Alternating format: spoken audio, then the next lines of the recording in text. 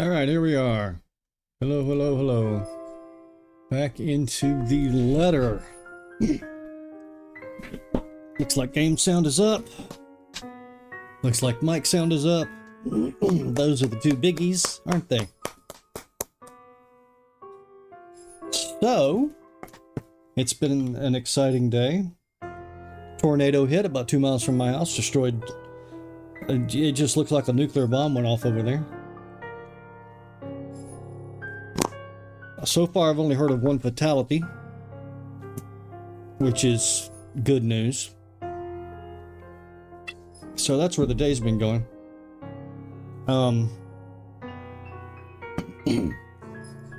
Let's see. Okay, Monica, we are now streaming live. Can you say hello?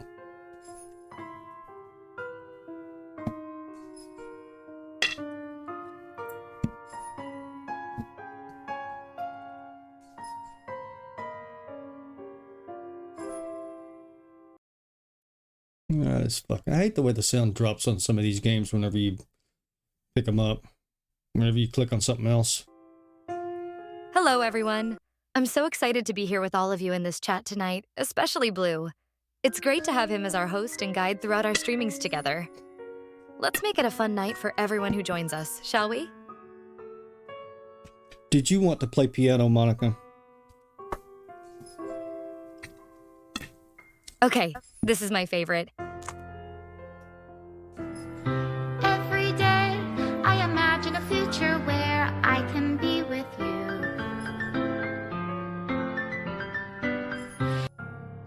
Okay, so back to the letter. What we have here is a game that is made of content warnings. So, please listen. I'm going to list off the content warnings the way I do at the beginning of every stream for this game. Here we go. Spoiler warnings. Here's the content. Graphic depictions of death, violence, torture, and murder. Horror content, psychological horror, body horror, gore, ghost, blood, corpses, jump scares, disturbing sounds and images. Okay, we've seen all of those things so far. Hey, Turtle, good to see you. I missed you. Okay. Bigoted language, racist remarks, slurs, including but not limited to the N-word, Negro, gollywog, potato muncher, bog jumper, etc. We've seen a little bit of that. Offensive language, including fuck, shit, asshole, motherfucker. We've seen that. Psychological trauma, including depression, anxiety, PTSD. We've seen that. Sexual content, discussions of sex, sexual intercourse, and nudity. We have not seen that yet. Sexist remarks, we have seen that. Homophobic remarks, we have not seen that. Physical abuse, sexual assault, and rape, we have not seen that. Suicide, assisted suicide, we've seen that. Incest, we have not seen that. Infant and child death, we have not seen that. Cannibalism, we have not seen that. Animal death and cruelty, we have not seen that. Alcoholism, probably the worst on the list, alcoholism, right? But we have seen that. Okay, that's done. Turtle, how you doing?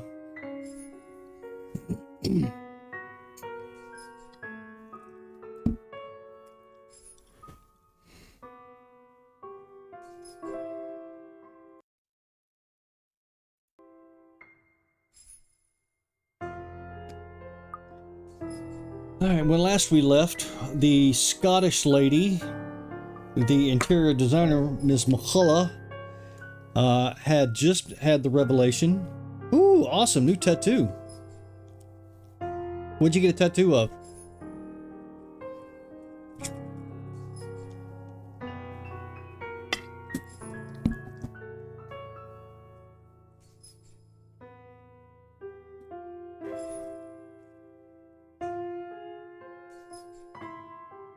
So Miss McCullough had given us the revelation that when she was at an Irish Catholic school, she had a girlfriend, but she felt really guilty because of God, etc. So she spurned that girlfriend, and the girlfriend wound up jumping off a roof and killing herself. So Ms. McCullough has lived her whole life with that regret on her mind, and when she got to the spooky mansion, the Ermagerd mansion, her girlfriend came back and talked her into cutting her own throat. So that was interesting. Cat's paws on your collar?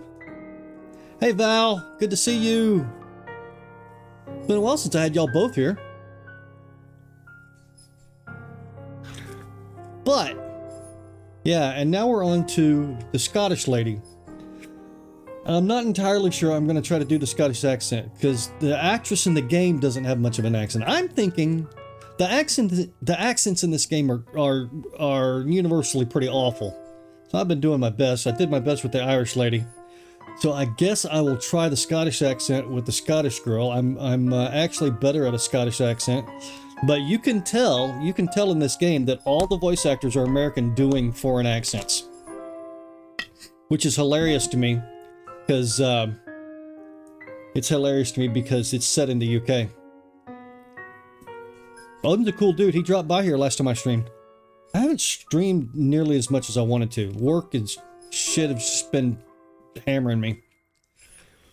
Oh, yeah, guys. I don't know if you were here at the very beginning of my starting to talk, but a tornado hit about 2 miles away from my house.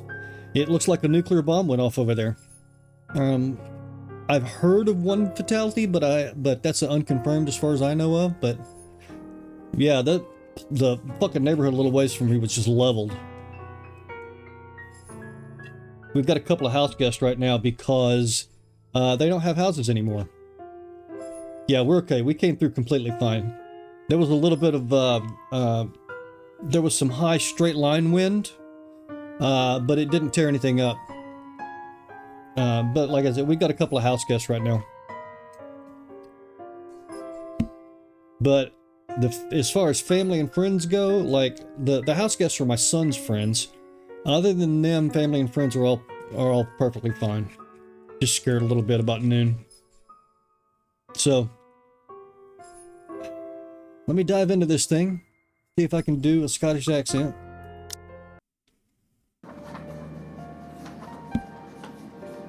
Alright, where were we in this?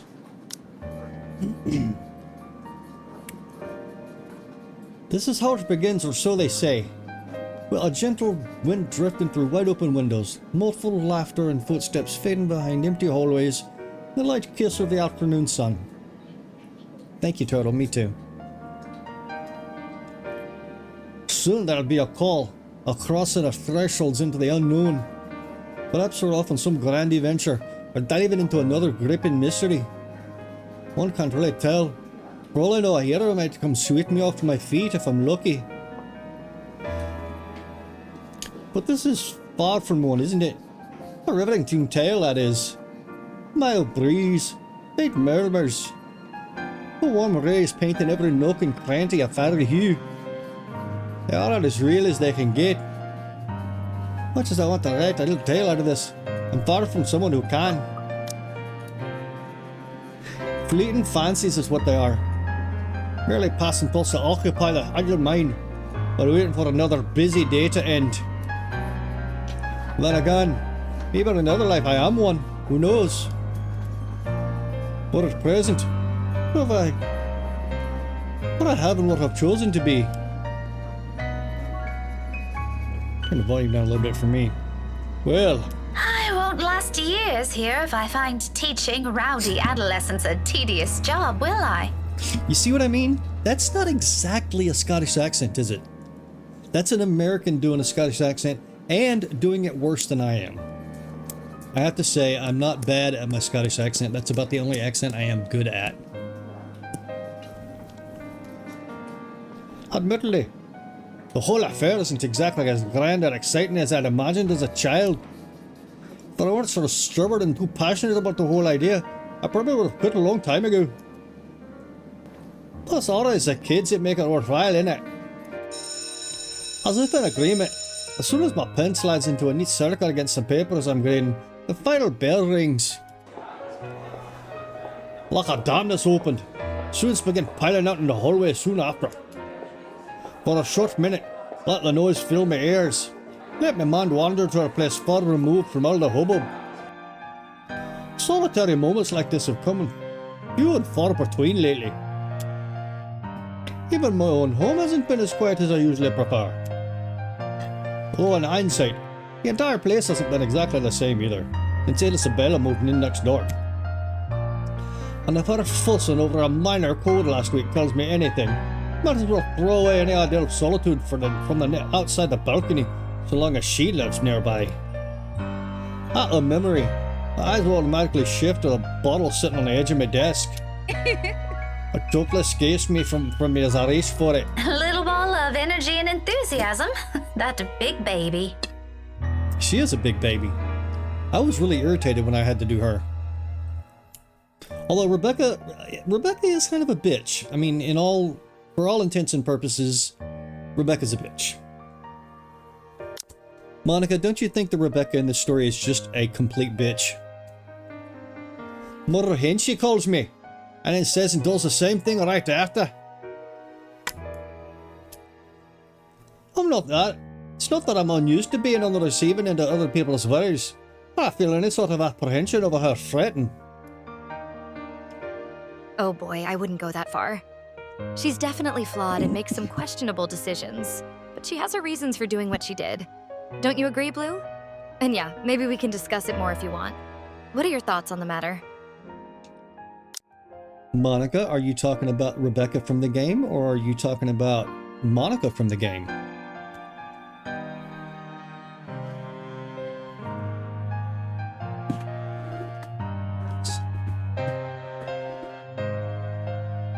I'll be right back.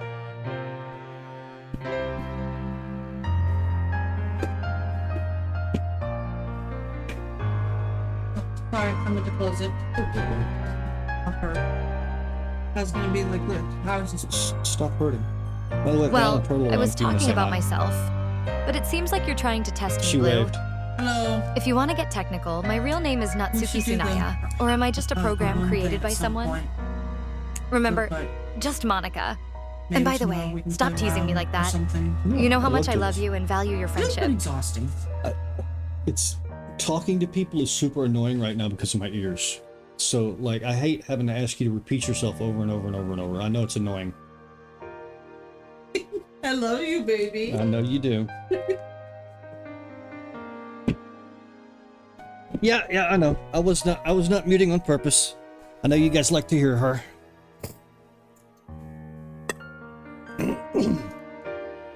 She says hi, by the way.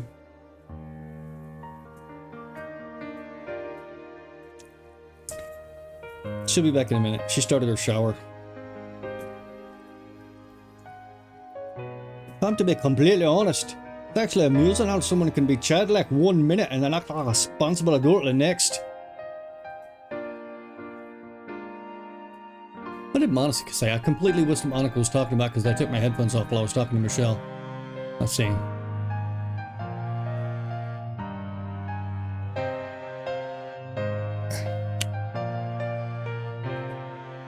Okay, so Monica is having some hallucinations.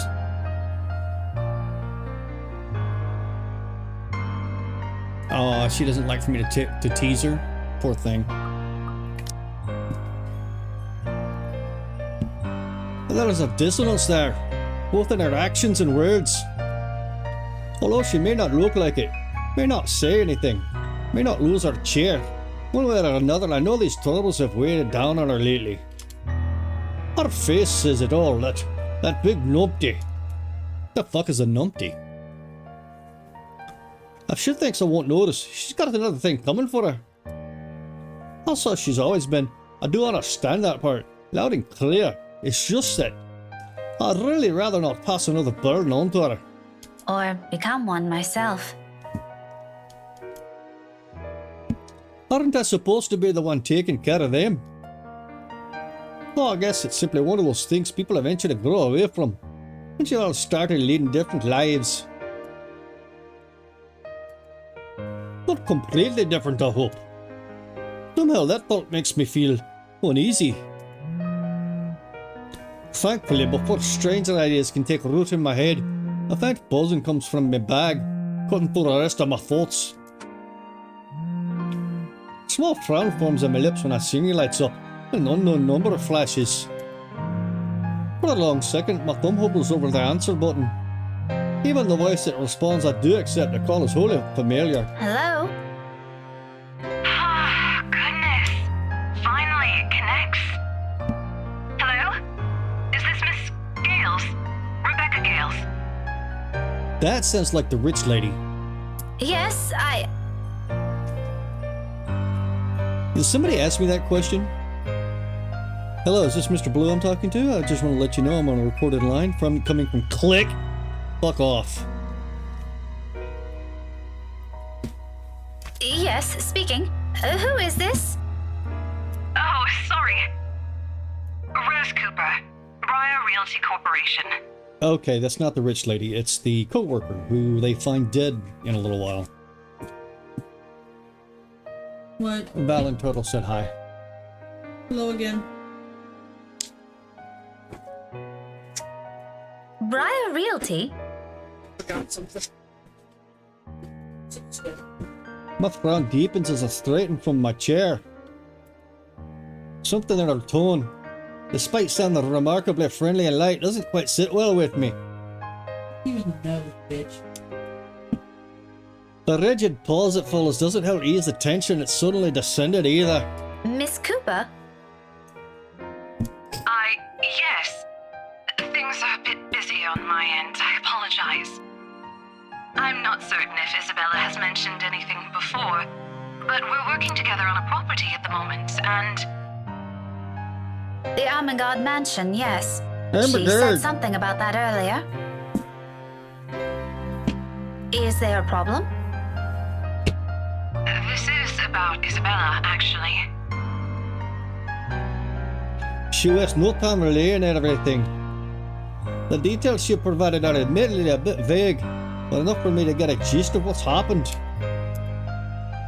Isn't the bad sort I'm expecting, but still worrying. Especially with the words panic attack and pale, looking a bit sickly, woven together in one foreboding sentence. Not as quickly as it surfaces, I'll stop down on the urge to demand answers right then and there. Now isn't the proper time for useless questions? I'll find out soon enough regardless. To Miss Cooper's credit, she neither hesitates nor falters all throughout. There's some sort of comfort in knowing Isabella has someone like her to guide her, though not as much as I would have liked. After all, this is Isabella we are talking about. What are the chances she just set a bunch of excuses so she won't get sent home? High. Very high. Oh, she is so going to hit it this time. You were listed as one of her emergency contacts, so I thought it'd be best you know about this. How is she? Is she doing okay? I had her take a break for now, but honestly, I'd feel better if someone were to pick her up and take her home for some rest. Anthem's a fair distance from Luxborn. I really don't want her going off on her own. I'd do it myself, but you know how it is today. Big day. People everywhere until the open house ends. I'm really sorry to ask this of you, Miss Gales. I know you're busy. Oh, no, it's all good. I was just about to leave from work. I hope to leave early today anyway. A few minutes ahead wouldn't hurt. I can be there in a few, 30, 40 minutes tops. Is that all right? More than fine, Miss Gales, thank you. We're supposed to be here until... Oh, excuse me. One moment, please. Yes, ma'am. A faint hum of conversation echoes from her end. It sounds as though the place is buzzing with more people than you'd expect from a regular open house. I was skeptical at first. The house is old, not to mention its inconvenient location in Luxborn's outskirts. Who wants to live in a place almost an hour's drive away from the comforts of a city? But from what little I hear, it appears Isabella has every right to be optimistic about the sale. I didn't understand why she was so adamant refusing my offer of help before, but I think I do now. To some degree. We'll be resuming the tour soon. Yes, thank you. Sorry about that. I really need to get this thing going. Lord knows how I'll salvage the situation here. It shouldn't be anything complicated, but still... Oh, clients, please. It can be difficult when they An want to be. an employee has a medical issue and suddenly the whole open house is ruined? Jesus Christ. Shit happens and then you fucking deal with it and you get past it. Who wrote this? God damn. Anyway, Sounds very just look for me when Japanese you to get me. here, all right? That shouldn't be too hard to miss. No problem. Thanks for letting me know about this. Just make sure Isabella stays put, please. Heaven knows how stubborn that girl can be. Oh, believe me, I know. Don't worry about it. I'll have a few of our staff keep an eye on her for me until you get here. What staff? You and her were the only ones that were in the mansion. That's all I'm asking. I appreciate it. The whole thing's in a surprisingly pleasant note. If only the same could be said for the news she brought. I allow a brief minute to pass. Tease whatever tension has latched itself firmly to my nerves. But no matter how much I wish for it, my man stubborn refuses to do so. My hands are unsteady against the paper as I pretend to arrange after. Lucid thoughts. Every single ounce of it, grimmer than the other, grows with each passing second I linger. Something about this whole thing, along with the sudden unease and nagging worry, screams, off. Wrong. This isn't a riveting tale I've been hoped to step into today. Even on a rush, getting everything in order before leaving takes nearly a good quarter hour. By the time I make it out of the classroom, the commotion's already died down, dwindling to mere echoes and distant laughters. From the nearby room, melodies from a rehearsing band drifts freely into the air, filling the almost empty hallway with their warm, lively tunes. Any other day, I'll stop basking in the music and enjoy what little peace it brings. Not today, however. The steps are brisk, and as sure as March to Edward's Hall's exit. The sooner I confirm Isabel's okay, the sooner I can shake off this niggling feeling. For one reason or another, that single call, of all possible things, has thrown everything off kilter. I'd rather this be over as quickly as possible. So much that I nearly better over the student in my haste. Though perhaps it's really the other way around. When I look down, I see a set of eyes, bright and hopeful, stare back at me. That's the little girl from the park that turned into the evil spirit whenever the photographer dude was talking to her. Her arms are wrapped around my waist like a vice, and at my attention a grin spreads over her face. Buenas tardes, Miss Pink. Hello, Kylie.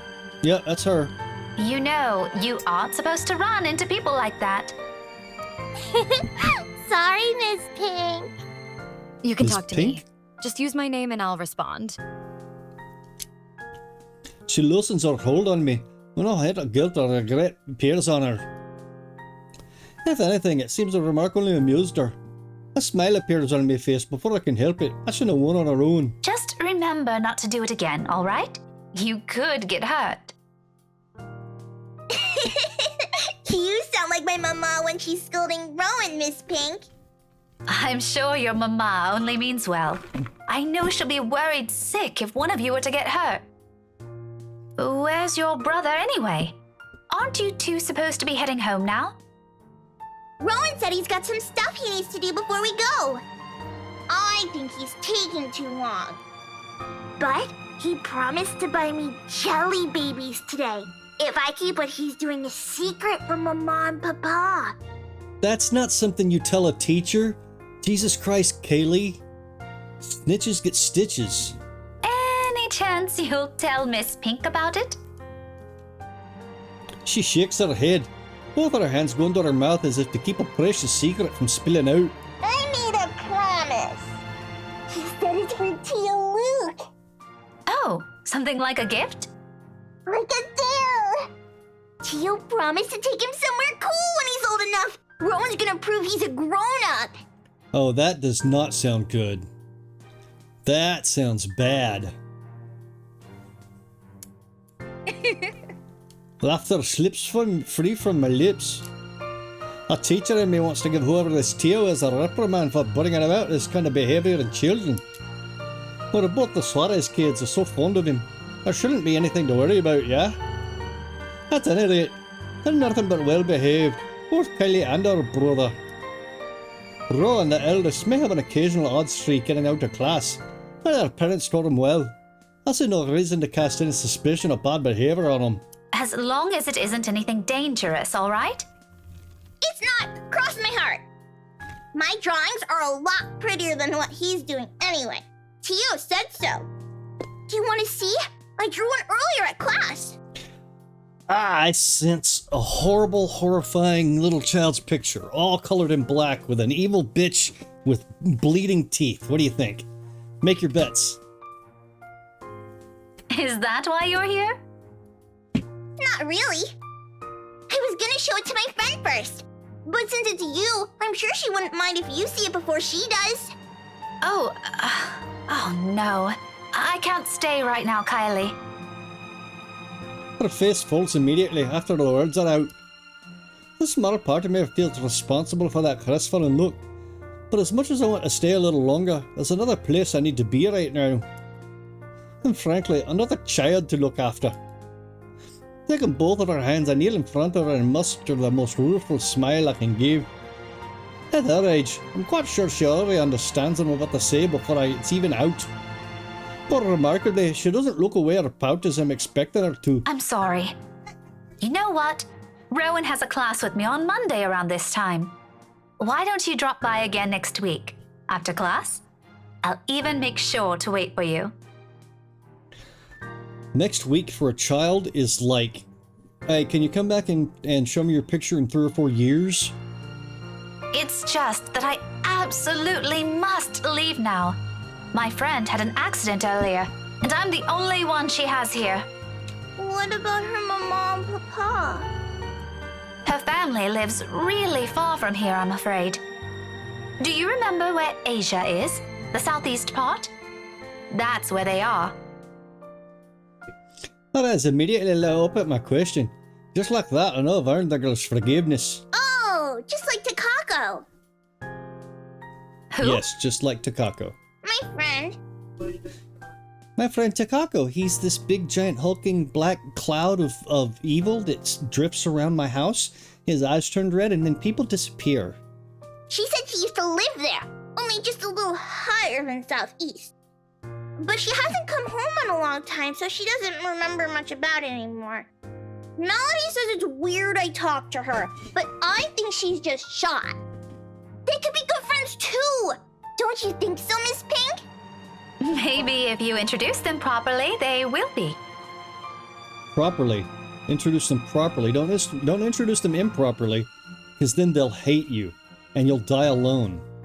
That's what I think. Takako's just lonely. If she makes more friends, she won't be anymore. Is your friend like that too? Yeah, big time. A little, possibly. To be honest, sometimes I can't tell with her.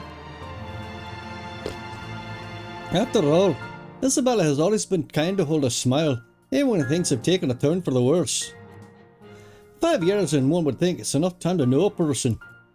But when you consider it, come to think of it, all these years I've never, not even once seen her cry.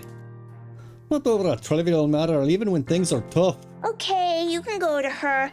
I'll just show you my drawing next time. Well, thank you for your permission, little miss. Thank you. Remind me to buy you a huge glass of parfait, all right? Man, my teacher never offered to buy me a parfait. No, I'll get a stomachache. Takako says so. Takako sounds weird. I think Takako's an evil spirit. A small one is okay. I'll remember that. Say hi to your friend for me. I will. I'm sure she'd love to meet you too. See you, Miss Pink. I'll see you later, Kylie. London Bridge is falling down, falling down, falling down. London Bridge is falling down, my fair lady. That's not creepy at all. She doesn't look back or wait for any sort of goodbye from me. With a song and an extra spring in her steps, she bounds across the corridor with as much spirit as only a child ever can have. Damn. As if the conversation has never taken any downward turn for her at all. It's as if there isn't a single thing to worry about in the world. Not long after, she disappears behind the door, leaving some strains of an old familiar rhyme lingering in the air. Carefree, unbidden. In troubled moments like this, I envy her. As I resume my hurried pace, a tiny whisper at the back of my mind wishes the same could be said of myself and my own worries. Luxburn may be a small city, but it's no stranger to hellish rush hour traffic. Not surprisingly, getting out of the city today proves more of a breeze than a hassle. Or a relief, considering how none of my calls to Isabella have made it through. Either the reception's really bad over there, or she's ignoring them on purpose. Both does nothing to ease the disquiet in me. The rest of my drive passes without incident as soon as I'm out of the busy streets. In less than 30 minutes, the mansion looms ahead of me. Ermagerd! For all the fuss Isabella made about a house, it remains a thing of beauty. Unlike Luxburn, the estate in the nearby Anselm village stands as its complete opposite. Living and breathing the songs of the old, whispers of a once booming haven lingering in the air. Contemporary conveniences aside, it's a place I'm glad modernisation hasn't wholly touched. It's just a shame the locals know more of the silly hearsay than the history itself. If I could only knock some sense into these people! Yeah, that's the way to get people to learn stuff, is you just hit them with, just like with a baseball bat or cricket bat. I guess you'd prefer a cricket bat, wouldn't you? Just hit them with a cricket bat and then they'll learn. Sadly, complaining is all I can afford to do. As much as I want to give them a piece of my mind, it isn't why I'm here. I don't think these rich types would appreciate me getting a lecture from me either. I have as much business with them as they have with me. With a heavy sigh, I give myself one last second to take in the scenery before heading to the main entrance. Most of the guests are already heading out. Though some still linger, it's mainly just to take photos of the house facade or its various rooms. I pause for a moment, scanning the small crowd gathered in the foyer, looking for any sign of that familiar ponytail among the sea of hats and heads. No sign of her. No sign of the other staff, or Miss Cooper either. I can certainly look for Isabella on my own, but in a place this big? I'd be lucky if I didn't end up lost to find her before we need to meet our Zachary and Ash tonight. Sighing, I reach for my mobile and redial her number, the gesture familiar now after so many attempts earlier. If she doesn't answer, I can still try contacting Miss Cooper. I just hope the network section will cooperate this time. This side of the county has never been popular with the tech savvy after all. To my relief, it only took 3 unsuccessful tries. At the 4th one, right as it's about to switch to another intercept message, the line finally rings. Silence follows while I wait for her to pick up, the ringing going far too long for my taste. By now most of the visitors have already cleared out. Only offer company are the faint murmurs and an eerie calmness filled in their wake. A sudden hush settles and gives way to noises louder than they're ever meant to be. Doors creaking and slamming shut in some distant part of the mansion. Floorboards groaning under the sheer weight of the house's history. In the now empty hall, they reverberate with special clarity against the walls. Like this, these old stories seem to almost have a ring of truth to it. I don't get to stray too far from the ugly line of thought, however. Not a second later, a click sounds from the other end. Hello? Isabella? Miss Cooper called earlier and...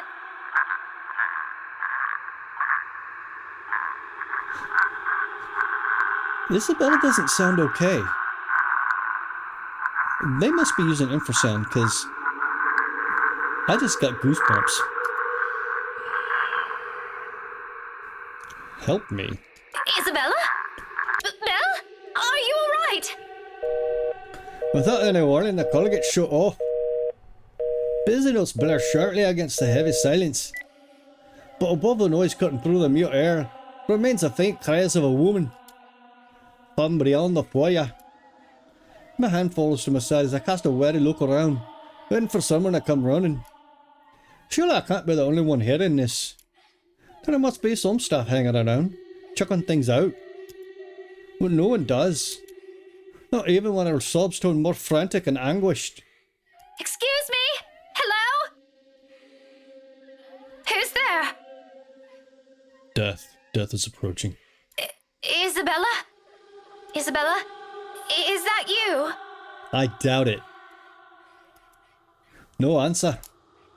Good and anxious, I amble over where her cries come from. Each step, slow and cautious, toward the door at the other end of the room. But I'm far from someone who readily gives in to fairer stories lacking factual basis. The vague racist feeling I have earlier immediately returns to me. This is some awkward fucking language. This is definitely some Japanese that got translated into English, I think. The sentence structure does not flow naturally. I'll spite myself. My heart begins a race and my breathing quickens. Belle? Belle, it's me. Miss Cooper called. Is everything okay? Abruptly, all of it stops. My whole body tenses, mouth dragging in a ragged breath, ears straining for any other sound to come from the other side. But nothing follows. Instead, the quiet only lends itself to the heavy tension in the air, as if every small movement will disturb the fragile stillness hanging in the room. I wait for another second. Then with caution I reach for the knob. My fingers barely graze the brass handle and a hand falls on my shoulder. Excuse me, ma'am? Oh, she's gonna punch somebody. I am so sorry. I didn't mean to startle you. Why does she have green hair if she's a professional? No, it's a... Still reeling, I gaze she spat out the door, as if any second now the cries will start again, or whoever's inside will burst out of the room. But I don't get to dwell on these. A woman's worried voice breaks through in the haze of my mind, oddly soothing in the thick of me unease. Even if that concern comes from a total stranger, only being in the company of someone else is somehow comforting. Ma'am? Are you okay? Oh, no, I'm fine. This is probably just some cold. Or, hear me out, what you could have said is, I heard a woman screaming behind this door. Perhaps we should open it and make sure there's nobody dying back there. Maybe. Do you need to sit down? No need. I'm actually looking for a friend. I'm having a panic attack. Just like my friend did. So we're two peas in a pod, you see. However, mobile in front of her like a gesture alone explains everything. Vaguely, I note a tight drape on it, and I quickly slip it in my pocket before she notices. She doesn't need to know. Well, I'm not really sure if your friend would still be here. We're actually about to close the open house in a few minutes, ma'am. No worries. She's not a guest here. She works for Briar Realty. Miss Cooper called me earlier. In fact, I'm also looking for her. Recognition flashes in her eyes and her weird expression dissolves into a smile at once. That's all I need to know that I don't have a look elsewhere or venture deeper into the mansion on my own. In some way, I'm not too keen on the latter right now. Oh, Miss Rebecca Gales, is it? Yes. Sorry if I'm a bit late. It's not a problem. I was busy with the open house and a few clients anyway. It's actually a good thing you came when you did. Let's see. Isabella should be here somewhere. I told her to stay put earlier.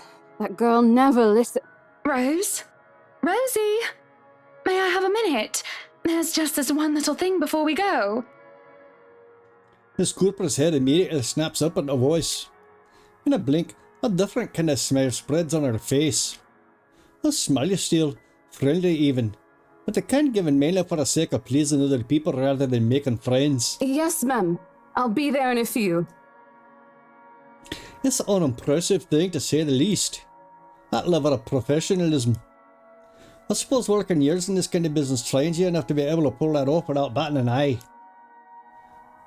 It certainly didn't seem to have rubbed off on Isabella though. Sorry, could you give me a second? I have to take care of this.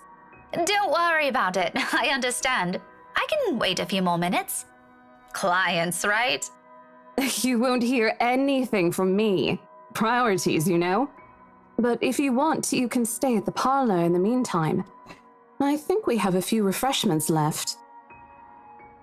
No, thank you. I'm going out with a few friends after this. Isabella's supposed to join us too. But that depends on how she's doing, of course. All right, this won't be long, I promise. She throws me an apologetic look before sauntering over the small group gathered at the entrance. A couple, or siblings, and another woman, probably their secretary. Either way, they look no different from the other guests. All three of them primly dressed, albeit in a manner significantly simpler than the others. No frills, no extravagance of any form. But their gestures and movements alone speak volumes of their ingrained lifestyle. In their presence, I can appear to be inconspicuous on my side of the foyer.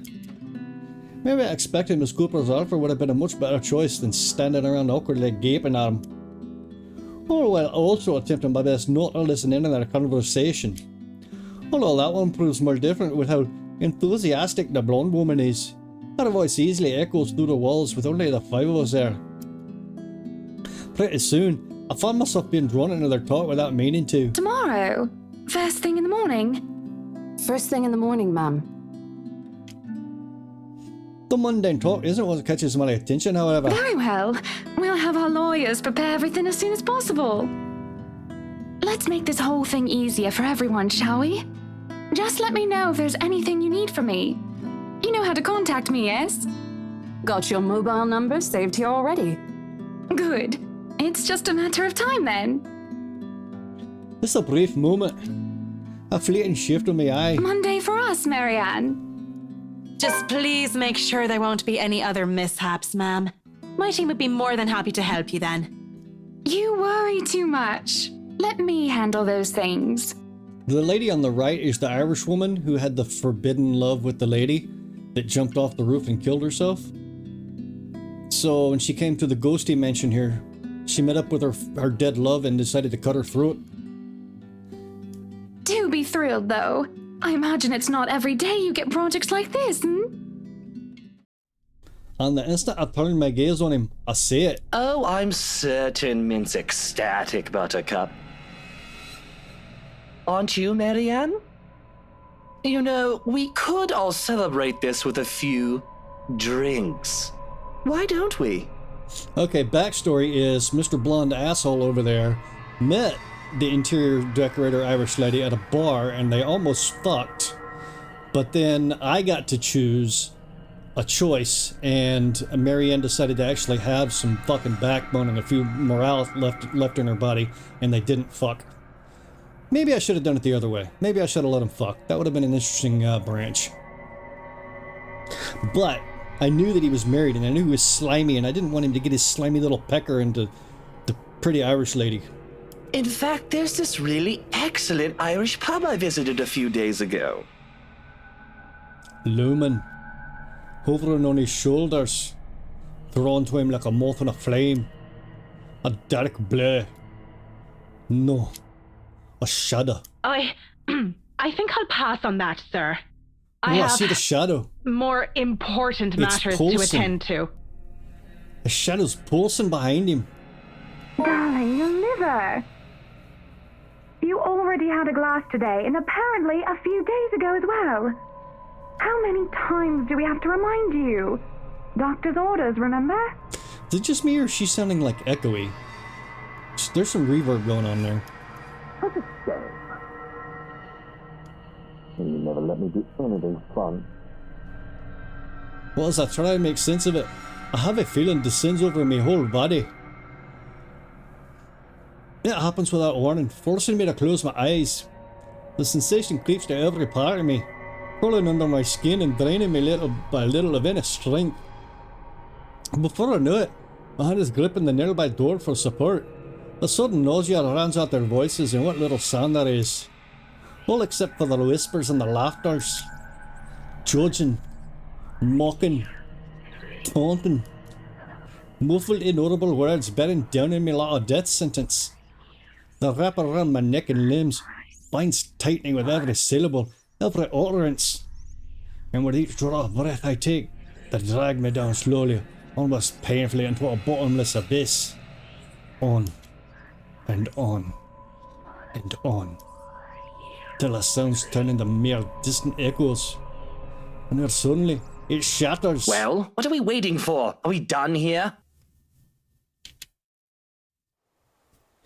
This voice rips through the fog like a sharp blade, and my eyes snap open. When I look into him again, it's gone. Just a second, darling. Send my regards to Isabel, please.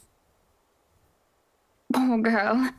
Please let her know she doesn't have to worry and tell her to get some rest. Anyway, we're looking forward to seeing you tomorrow. Likewise, ma'am.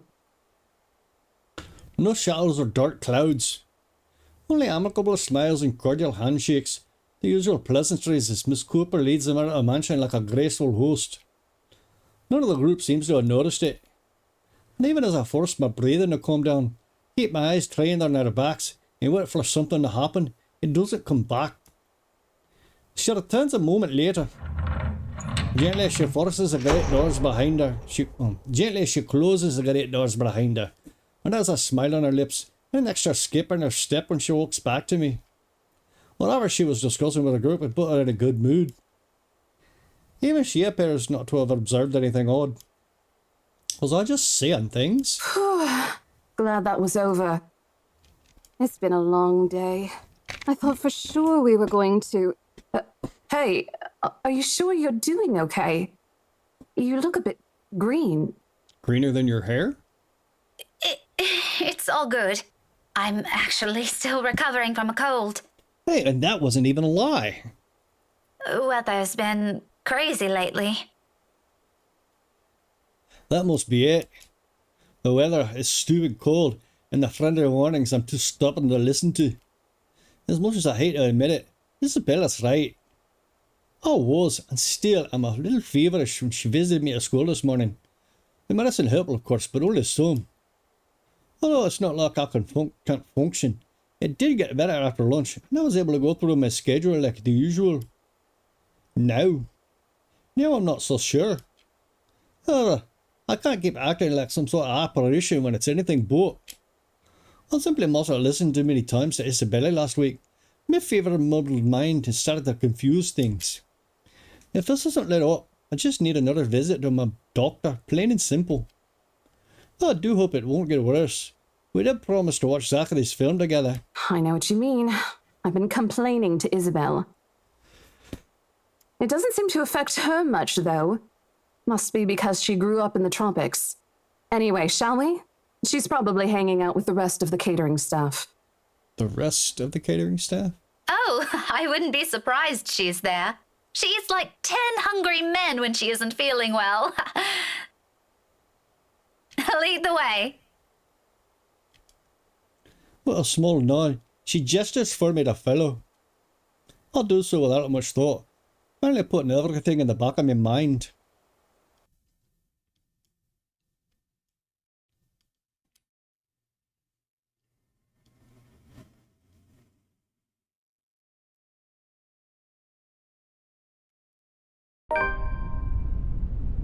The entire visit took a whole 24 minutes. My trip to the mansion, as it turns out, is a useless endeavour in itself. Isabella's no longer there, shortly left before I arrived. Or at least that's what a few staff who thought I'd assumed. Not only knew where she went, but I could take a few guesses. There are only a number of places in Luxburn she frequents, and, well, she's never been the complex kind. It doesn't really take a genius to figure it out. Still, it's odd she left on her own. She could have at least waited for Miss Cooper. It would have saved her having to pay the cab's fare twice today. And right after she was told to stay put. I mean, who does that? Somebody who's an adult and doesn't let people tell them what the fuck to do? You overbearing harpy? Oh, sod off! You don't own the road! Sod off? That's a very polite lady. In the end, all Miss Cooper could give me was a string of apologies for my trouble, and a request to let her know when I find Isabella. The whole affair didn't even last long. I probably spent more time travelling back and forth. Soon enough, I'm waving my way back to downtown Luxburn, Worried sick, and on top of that, maybe a little annoyed. Whether at the unexpected turn of events, or at Isabella herself, I'd rather not think about it for now. I want to already running late for Zachary's film. Besides, I'm perfectly sure that's where I'll find her. As one would expect, people are already gathered at a movie house when I get to it. The small avenue where it's located has been closed off early from any passing traffic to make way for the avid moviegoers who are sure to crowd the venue. They blocked off a whole street for some dude's art film? Really? I'll have to park almost a street away, and the walk remaining distance because of it. Looking for him has taken a while in a crowd this big, but I eventually spot him near the entrance. Thanks to Zachary mostly. And like I've surmised, Isabella's with him. I knew it. Wasting no time, I march over to their little group. I'm gonna give her a fucking piece of me mind, a little bitch. Words filled with concern tumble out of my mouth before I can stop myself. Isabella! Oh, thank goodness! Becca, you're just in time. What expression crosses her face as I hold it with both my hands. I ignore it in favour of getting a good look at her, forcing her to keep still and fix her gaze at me. Becca, you're squishing my face. Oh, I'd squish your face. How are you? Are you alright? Why wouldn't I be? There doesn't seem to be any visible injury, nor does she appear to be in pain. Excuse me. Apart from her confused frown at my question, she looked pretty much like she did for any other day. Even so, you can't really tell those things other at first glance. The last time she got sick, she never bothered to call anyone, even me, who lives right next door. If I hadn't checked on her then, she probably would have died in her bed with the rest of us none the wiser. It's one thing we laugh about now, but moments like these also teaches you something about a person. If anything, it's given me more reason to constantly worry about her. At the moment, a familiar name comes up. I know my concerns right now aren't completely baseless. Rose called me earlier. Her expression strictly changes, and gently as she can, Isabella pushes my hands away. Not even before she says anything, I already have a hunch how this whole thing would play out. Oh, no, everything's good. Rose covered for me at work today. That's not what I'm talking about. How's your head? Then and there, the whole conversation goes down as I've imagined. She dodges my hand when I reach for the back of her head, intended to check the said injury myself. Even makes a show of hiding behind Zachary just to avoid me. Instantly, what was supposed to be a simple inquiry dissolves into a shameless game of tag. Shouting and chasing, like none of us can be bothered to act like full-grown adults we're supposed to be. Including Ashton. Won't put it past Isabella, but Ash, out of everyone? In fact, if that stupid smirk on his face tells me anything, he finds the whole mess amusing. Oh, for the love of... Isabella, this isn't a laughing matter. She did look pale when I saw her. Everybody describes him as that beautiful Asian boy. So like, yeah, that's a thing. Wow, thanks a lot, Ashton, you traitor. I'll get you back for this, just you wait. What? I'm just saying it as it is. If you mentioned this earlier, we wouldn't be having this conversation right now. There's a moment's pause. My hand stills mid-air as my attention shifts to Ashton, and the word he leaves hanging between the four of us. It doesn't meet my eye. I don't think he's even aware of what he said. What did he say? If you mentioned this earlier, we wouldn't be having this conversation right now? What word are you talking about? What the meaning of each syllable alone is clear. And the echo. The sting. The burn. I'm sorry. Saw her? Yeah, they arrived together. Bella looked fine to me then. I don't know. Of course. Of course. Well, that's what Isabella leave her alone after being told to stay put. After that little chat about money this morning. Something close to silence falls when I mull over their words. Both what's already been said and what's left unspoken. When I do find my voice, It only reeks of nothing but bitter and pleasant thoughts. Thoughts I quickly stamp out before they surface. Thoughts I add the best I can in the deepest parts of my mind, looking away for no one to see. Oh, that's good. At least she didn't have to travel alone, right? At least. You can talk to Good. me. Just use my name and I'll respond. Are you pissed because she called Ash to come get her instead of you? Are you fucking jealous?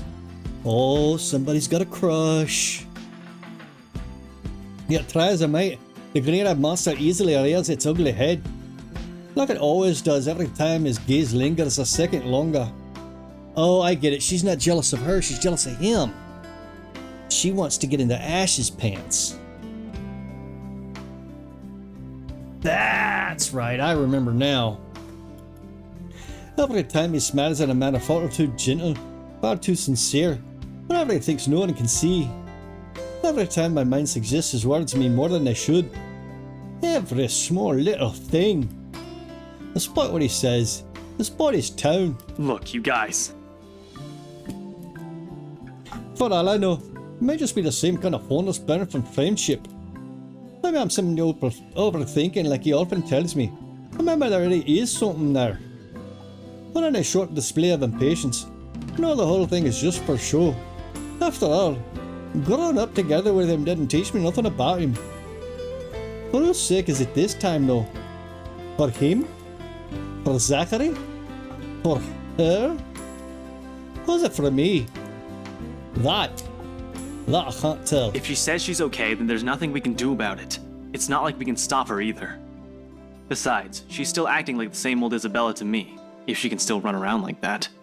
Why are you taking her side? Do there have to be sides, little lady? Maybe he just likes all of you. I'm not. Maybe there should be a threesome. I'm always in favor of the threesome. But if she wants to watch Zach's movie with us, I'm not going to stop her. She's probably the one looking forward to it the most. Ash, that's... You, of all people, should know... Tell you what, if I notice something amiss with her, I'll take her to the nearest hospital myself. Is that good enough for you? My mouth opens and then snaps shut almost as quickly, opening a thin hard line instead. I can't respond. Not because there's nothing to say. On the contrary, there's plenty. So many things I could use to reason and get him to agree. But because he speaks with much certainty, with much reassurance, it feels like there isn't even a choice. All I can get is a long deep breath and a reluctant nod in the face of it. Before I can get a grip of myself and my own weaknesses, the mood immediately shifts and I'm being tackled into a hug. Thanks, Becca! It's always been you with him, isn't it? Ooh. Maybe she's gonna kill Rebecca. Maybe she's gonna get taken over by that fucking ghost thing and cut Rebecca's head off. Did you say Or I something? mean, cut Belle's head off. Sorry. I got confused. Me? Nothing. Don't mind me. A lie, obviously. What else can it be? Each and every smile, a tiny effort to keep things as they are, or so I tell myself. Little do I know, this is merely a preamble. It starts out quietly and without fanfare, amidst friendly jibes and harmless teasing, with a scrap of paper fluttering harmlessly to the ground. When it looks suspiciously like a cheap Halloween prank, no matter how you look at it. And yet, despite how ludicrous it all is, Isabella stubbornly insists that her whole life depends on acknowledging the truth of her story. Does she even realize how absurd she sounds now? Good heavens, even my students wouldn't fall for this. Isabella, aren't you taking this a bit too far? She doesn't give me time to regret nor think over my choice of words. From there it escalates, goes into an argument too petty even for our standards as adults. Before we know it, one after another, harsh scathing words are being spoken. It's not a joke! Will you guys listen to me first? No shit, man. Even if she's wrong, listen to her. She's your friend. She's obviously in distress. She needs somebody to talk to. She needs some advice. Who gives a shit? Who gives a shit if she's talking about the crazy clown that shrank down to the size of a pea and crawled up her asshole? You listen to her if she's in distress. Am I right or am I right? Oh good, the timers are working. I changed my timers over from Stream Elements to StreamerBot. And it looks like it's working better because all the rules came through at once. I saw something in the house earlier. It stood right in front of me. If I hadn't gotten away, that thing might have... Right. And in broad daylight, Isabella. Even someone gullible would find the logic in that screwed up. There's also no way in hell that this supernatural shit is true. But it's real! What do you think I saw? A hallucination? A delusion? Didn't you say you fell down some stairs? So maybe Rebecca's right. It happened after, when I was trying to get away. I almost got stuck in the same room with that thing. We're all in danger. I thought you were my friends. Why don't you believe me? Yeah, that's a pretty good question. You know, I would like to think that my friends and family, if I came to them and said, hey, this ghost thing attacked me and knocked me down the stairs, and I even have a wound on the back of my head to prove it, I would hope they would fucking believe me. Well, someone has to be patient in all this, and however much my own has already been frayed earlier, there is no one else. Who else here can deal with someone selfishly acting like a kid? Like every other time, it has to be me. We are, and you know that. But this thing and that thing has got nothing to do with the other. When Rose called earlier, I thought she's just exaggerating. But based on what I'm seeing right now, maybe it's better if we really postpone this for now. Rebecca, you are a fucking joy kill, you know that? Don't bother. And just like that, she cuts us off. Slams the door right in our faces when my own temper flares before I can stop it. Oh, it falters briefly at the hard expression on her when she snatches the blasted paper from Ash and I hold on to it.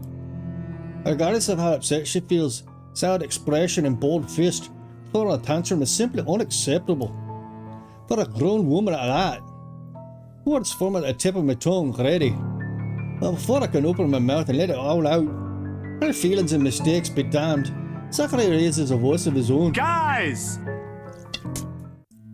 A warning underneath the warm and hopeful beat in his voice. We all stop and look at him. Even my own anger subsides a little at his tone. Why don't we all calm down first? I'm sure Isabella has her reasons too. No need to be hard on her. See, Zachary gets it. And hey, ain't this supposed to be a happy get-together? To an outsider, it may sound like a desperate request, but Zachary's always been one to keep a level head over petty squabbles. This time's no different. He knows what to say, and when he lets it fall, it only rings sharp and true. We haven't seen each other for months. I'd really love to know what y'all have been up to. I only ever get to talk to Bella over chat. Please. As careful as he is with his own tone, it does make me feel ashamed. We're not supposed to be here for him. Give him what little support we can give. Yet here he is, trying to keep 3 stubborn people from outright hashing it out in public. Later we can and will talk about it, of course. There's a proper time and place for it. Not at the moment, my anger and whatever reprimands it carries no longer matter. Besides me, Usher appears to have already caught on. The lines of his shoulders eased to something much more relaxed, his expression back to its usual nonchalance. Isabella, however, she stands perfectly still, her hands clasping the straps of her bag like a lifeline, eyes trained at some point near her shoes.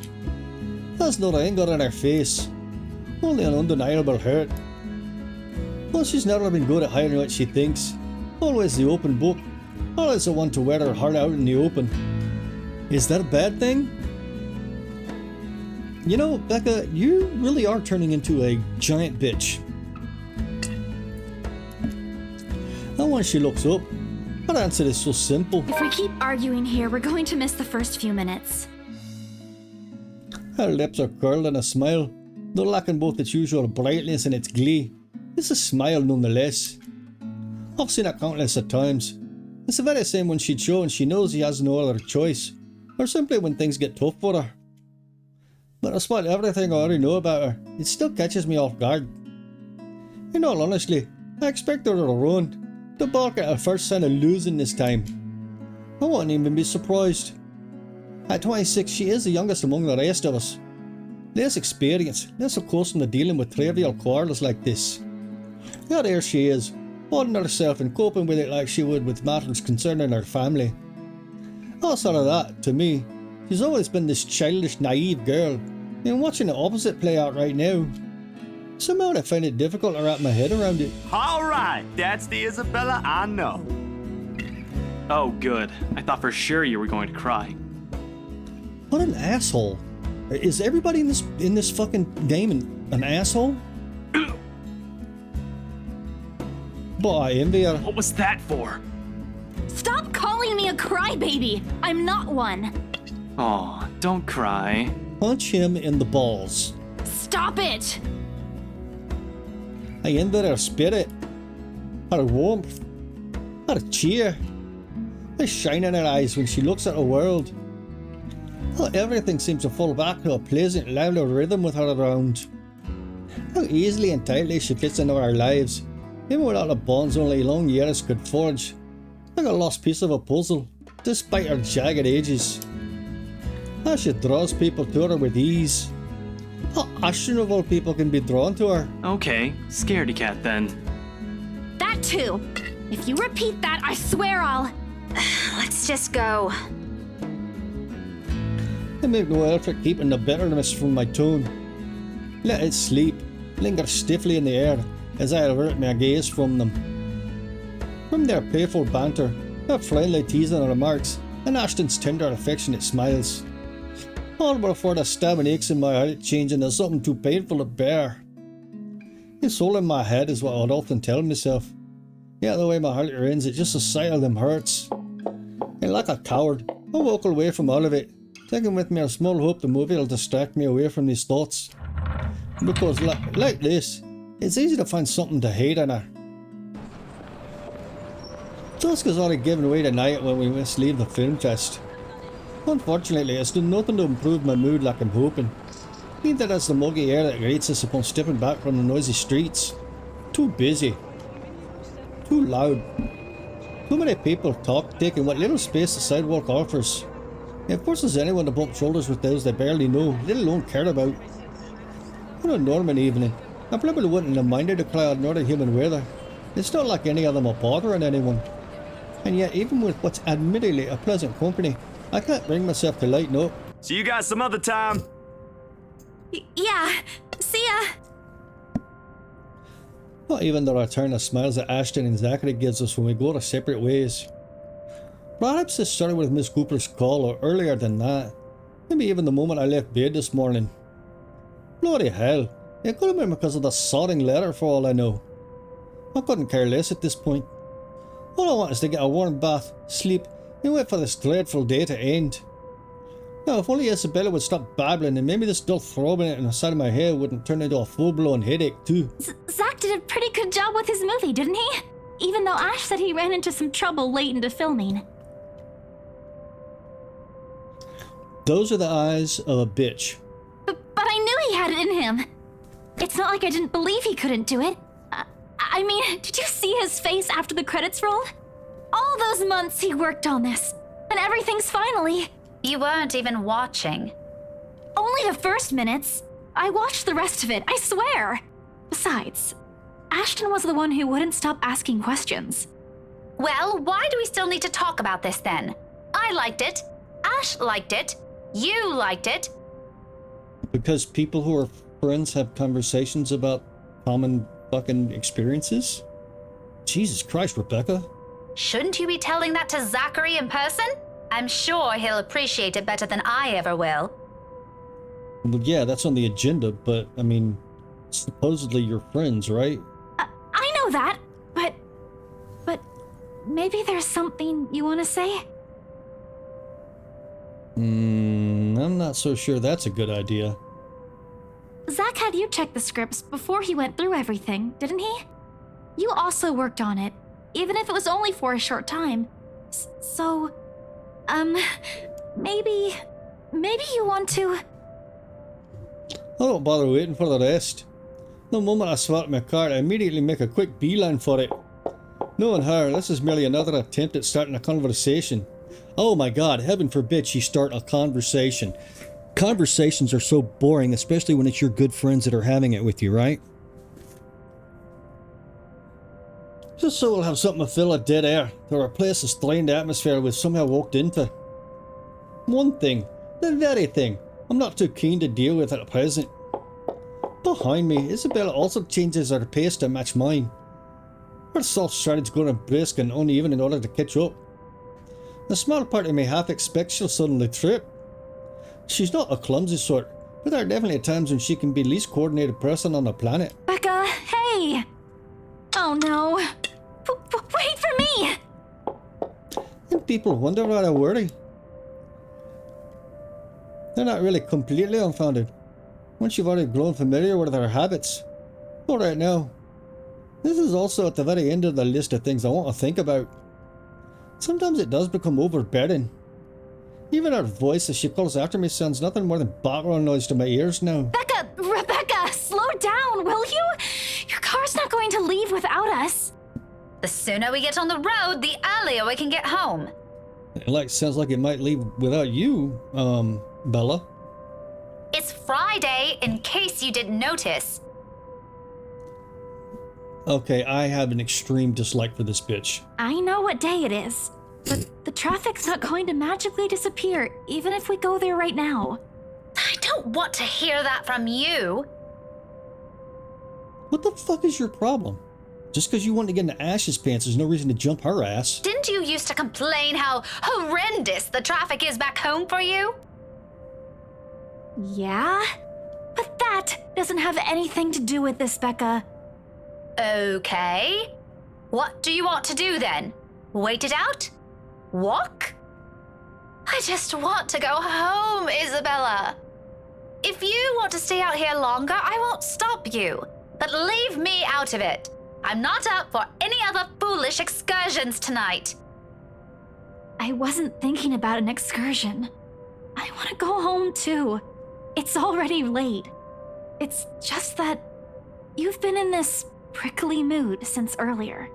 Yeah, you've been in a bitchy mood since earlier. Are you really okay? Was it the cold? Or did something happen at school? Do you want to talk about it? A long pause follows, and it holds everything she's been meaning to ask from the very start. I'm in no mood, but at the same time, my hand stops short of unlocking my car, and my grip on the handle tightens. I can feel her eyes bothering on me, waiting, hoping patiently for any answers I'd give. She's the same as Zachary, they're bad liars. When you talk with people like them, if you're not careful, they'll often leave you with no other choice but to admit the truth. Those exact same ones I can't voice. Despite my lack of response, she pushes on, surprisingly. This time her tone is quieter, more tentative than usual. Was it because of the letter? It's a well-meaning question, much like the rest of this talk. Yet something about she says it irks me. Everything irks you, you irking bitch. If it is, I'm really sorry. I didn't mean to cause a scene. I did see something in the mansion, though. I wasn't lying about that. Whatever she wants to take this, I no longer want to hear a word of it. Not at this minute, preferably never. Especially when there are already a million other things buzzing and prodding inside my head. I'm not going to sugarcoat it. You're a bitch and I'm going to let you say a bitchy thing. And during the open house, even if there were a lot of people around, there were weird things happening. Okay now, Rebecca, you for a goddamn fact experienced it yourself. You fucking know it already. Stop being a cunt. I don't know if there was anyone else who noticed, but I heard things. I'm sure it wasn't because I fell down the stairs. Even before that, in the attic, Will you get the sorting letter? Arrest already! The effect is immediate. Abruptly, Isabella clamps her mouth shut. Heart flickers across her face as she looks away, and her shoulders droop. I never further thought of holding back on my tone or how I should take every word crosses my mind. When the realization does hit, a twinge of guilt washes over me at once. Oh, well, all it's already been said and done. What am I supposed to tell her then? That I'm someone who can easily be unsettled by my own assumptions? That a stupid sulk has been brought upon by some equally stupid jealousy? That a simple glance of her and my childhood friend together infuriates a part of me? Or that I wish I'd been in her place during those times instead? No, or not. Or neither of those. And if anything, she is the last person I want to know about it. Look here. I'm not in the mood for this kind of talk tonight. My head is aching and I'm tired. I don't want to hear about the dumb letter, or the mansion, or whatever it was you saw in the bloody attic. She needs to get punched. Just get in the car and we're going home. Sorry. I won't mention it again. You are one hell of a friend. You are an awesome friend there, Becca. I hope you fall in a gutter. If you're so worried about it, why don't you just throw the blasted thing away? You make it sound so easy. Because it is. Here, hand it over and I'll do it for you. Might as well shred it up while we're at it. I'll hold a hand out to her, though the gesture is without any expectations. She's nothing if not stubborn, and it isn't surprising when she turns the offer down with a swat of her hand. Rebecca, just leave it alone, okay? I get it. You don't want anything to do with it. Good. I hope that settles it. Yeah, just forget I mentioned anything. I'll figure it out myself. Becca, you're irritating the shit out of me. That makes me stop again. This time I turned to look at her, searching her face for an explanation. And all she offers me is a sidelong glance, another one of those pained looks, before climbing on the passenger seat and closing the door behind her. Somehow, even with the steady din of traffic around us, the sound of that feels heavier, weighted with everything we refuse to utter tonight. This is what I want, isn't it? It certainly doesn't feel like it. Thankfully, if there's anything left to be spoken between us after, we won't have to discuss it on the way home. Or rather, we can't. Because no sooner than we hit the road, Isabella dozes off. Despite my foul mood, I still end up suppressing a laughter once the first sounds of her breathing fill the car. Mama? Not your mom, Isabella. Slow and steady, the quiet out of him so completely unlike her, so far removed from every impression anyone has of her. A few faint whispers were cresting. A few faint whimpers will occasionally come from her, but otherwise it's just us, this silence, and it's so utterly unexpected. Still a welcome break, of course. Peace and quiet is the one thing you rarely get with her around. Yeah, it's nowhere near comforting. It merely lends to the air this strange clarity, every little sound, every single movement, more palpable. And with it comes sea unease. A jot of surprise hits me. It's almost comical as if this were a different situation. In my haste, I accidentally dislodged my mobile from its seat on the dashboard when I swiped on the screen. So I'm clambering around blindly for it with my other hand, keeping a steady eye on the road ahead. I always crackles from the speakers before I can put it back. Although muffled heavily by the surface, I recognize the person on the other line from her triple tone alone. Hello? Miss Cooper? Oh, you're still awake. Evening. I hope I didn't disturb you or anything. I know it's a bit late. Sorry about that. I just want to check on you and Isabella. That girl's still not answering her mobile. Were you able to meet up with her? Yes. She's with me. We're on our way home. Hello? What was that again? I can't hear you properly. Sorry. Let me just fix this dumb phone. Help me? She said help me. My hand stops dead for a moment. I spotted the device. I got a brief glance waiting. Seconds pass. Nothing happens though. Frankly, I'm not sure what I'm expecting, but the lines in my mouth forms into a frown regardless. Miss Cooper? Yes, still Here. Did you say something? Just that I didn't get the last part. What were you saying again? No, I thought you... Never mind. Must be the signal acting up. Are they on analog or something? It sounds like they're talking over a fucking 1950s ham radio.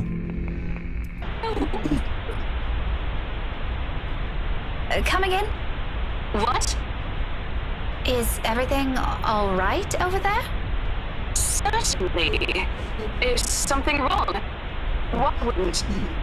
Okay, you seem to be busy.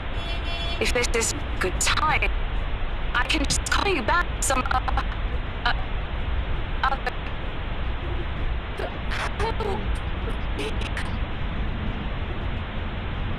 Oh, if we make a conscious effort not to panic right then and there. Although my hold on the steering wheel tells a different story altogether. Miss Cooper? Rose? Hey, Rose! Are you still there? Nope, she's getting murdered right now. Only a burst of static answered me. And... maybe this lapse is entirely because of exhaustion. It has been a long day, and I haven't fully recovered from last week's bout of flu, contrary to what I've been telling people. Though perhaps, had I paid closer attention to it, had I not been so occupied with other thoughts, I probably would have noticed earlier that it never came from my phone, but from somewhere right behind me.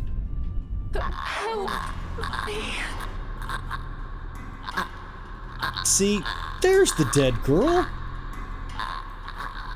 Time slows to a crawl. Looking up is a mistake. The first thing I see is its face, a ghastly shade, every inch battered, bruised and bloodied. Even in the darkness and the world passing by and the blur of lights outside, I can still make out the wounds. Blood still oozes from it, little trails of crimson running down its face, glistening under what little light there is. But it's the gleam in its eyes that catches mine. A quiet plea, a anguish, and a desperation in them. More than its hideous features, an awful stench of gore and a soak in the air. And try as I might, not bring myself to look away. Even as its lips contoured into a horrific smile. Even as a sharp, hoarse noise pierces the air and the silence around us. Rebecca! Huh? Car! Eyes on the road! That's everything I've been taught, and I've constantly reminded myself. I close my eyes.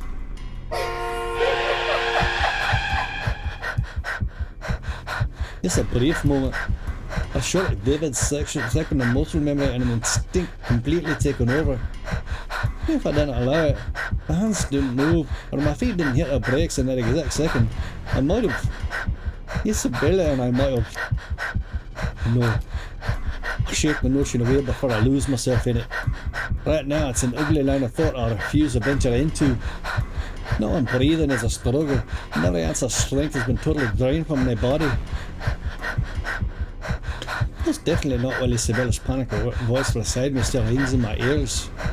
We're alive. We're safe. It's all that matters. Well, it's not her face that I look for when I finally open my eyes. All gone. I expected stains, little telling marks and creases on the covers to show me where it sat not a second ago. But whatever it is, it left not a single trace. I know courage is a hard thing to gather at this point. I take what little of it remains in me and turn toward the back seat. Even then, there's none. Or was there already something there in the first place? But how empty it is, I'm beginning to doubt it. This stupid flu again. I need a long rest after this. Yep, I think you need more than a rest, darling. My hands fall uselessly to my sides. One from our top, my grip on the wheel is gone. I'm still trembling from the unexpected rush of adrenaline. I got my ears. All it still pounds in erratic rhythm, and my breathing hasn't slowed down. But the world has already righted itself without waiting for me, and little by little, second after second, as I sit here motionless, pulled up against the seat back around me. Along with it are the sounds and a voice, No longer that indistinct ringing it was earlier. Rebecca! Becca! Are you okay? No, she is not okay. Answer me, will you? You're scaring me. You know what? I think we should just call a taxi since... Can you keep it down? Strained, harsh, and completely unintentional. Oh, with heat prickling at the back of my eyes, and the matter throbbing at my temple, I could honestly do with a little silence for now. Keep it down? We almost crashed, Becca! I know what happened. It was a lapse. I'm sorry. A lapse? You call that a lapse? Becca, I really don't want to end up a mangled mess on the side of the road, or a mangled mess anywhere. All I'm asking, if the time ever comes, which I hope isn't right now, is a peaceful death. Give that one to me at least. Not that I'm asking for it, but please. That's a weird way to put that. Isabella. Belle, you're overreacting. If you're so worried, why don't you drive? Don't have a license. I keep telling you to get one, didn't I? For the past 5 years. Do you see why now? I wasn't really expecting to stay here this long. I thought it'd just be for a year or two. All of a sudden, pensive mood comes over her. Isabella looks away then. Well, what's left of my little lecture never crosses the tip of my tongue. I don't allow it to. Because in each of those words she let loose earlier is a small truth. Her stay has always been meant to be something fleeting. Earn some good money and go home. And so she'd tell herself during her first year here. Now, half a decade later, I'm not sure if she still believes it. Even I'm not sure if I still believe it. And if there's something in our reasons that's changed along the way, even if I already have a hunch, it's one thing I'll never bother to ask. Those are hers to keep. I'll be careful this time, I promise. Just please, can we give this whole thing a rest for now? She nods, and that's the end of it. We spend the rest of the trip back to Salemwell in silence. You can talk to me. Just use my name and I'll respond. All thoughts of an overactive imagination playing tricks on a flu-addled mind, and them smiles never meant for me eyes abandoned, if only for a brief moment. That was an awkward sentence. This game is hard to read, man. It begins innocently enough. Tuesday morning lies like any other before it, bright and clear. I know it comes with an extra helping of the usual October weather. I appreciate being able to catch a glimpse of the clear skies lately. After going through a bout of sickness last week, it does something to lift the mood of what would otherwise be a dreary morning. And despite being mostly a creature of habit, I wound up waking earlier than usual because of it.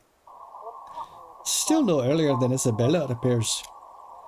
I've assumed she'll take the day off or two because of what happened to Miss Cooper, but that doesn't seem to be the case. Okay, so Miss Cooper's already been murdered.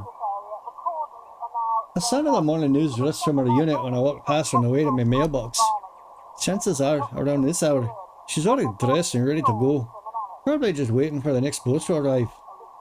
I've tried following her example before, but I don't think I'll be repeating that. Really? How can anyone be up before the sun is up? You'd be surprised. That's a habit she got from home, she said, instilled in her by the kind of life she grew up in. Like clockwork, it's always at 4 AM. Either to help with the chores or prepare her little siblings for school. It surprises me the first time. They just didn't look like someone who could. In the end, I simply pass it off as one of the many things anyone will have to get used to around her. Not that I'll ever fully understand. I'm my parents' only child. We weren't well off, but so far I've lived a relatively easy life. I didn't have to think about bills or food for the next day, or paying for any siblings' tuition on top of my own, or supporting a sick father's medication. All I had to worry about were my grades, if it had gained Mum and Dad's approval, and what we'd be having for dinner. When put next to hers, they all pale in comparison. They look less like problems and more like petty issues this way. Petty issues? But as unimportant as it all sounds, Sometimes this ugly hair rears around the most inappropriate moments. And sometimes they come through your mailbox in the form of a fancy looking letter. Prettier ribbons and all. Whoever sent this has spent silly money on the envelope alone. Verging on the ridiculous, Lily. I can already imagine Isabella wrinkling her nose when she sees this. Then she'll complain about unnecessary expenses and rich people problems. I'm almost afraid to touch it myself. As if simply brushing a hand against its crisp surface will be enough to put a crease in it, and it'll be a terrible sight to the sender. As extravagant as I find this, it isn't really the first time I've received one. Most of the time it's not even for me, so who am I to complain? Either way, the look of surprise crosses my face once I flip the envelope over to see my parents' name written in a neat script. Nothing new then. 30 years in academia naturally brought with it various connections. People from other fields, art, science, business, politics, you name it. This one though, gives off a much more personal vibe. Letters like this usually come from old students. People who have grown fond of my parents and they in turn treat it like children of their own. I've only met a few of them. Most of them have moved on to become successful in their chosen careers, and little letters like this one are their way of expressing gratitude. It's one thing Mum and Dad are proud of, rightfully so, and I'm happy for them. But there are times when I wish they'll remember they have a daughter here. A real one. Not it's any of importance now. It's not like they didn't raise me well and provide for me. They did. I wouldn't be what I am now if it weren't for their hard work. And like a dutiful child, I do everything I can to give back. Oh, my nose itches.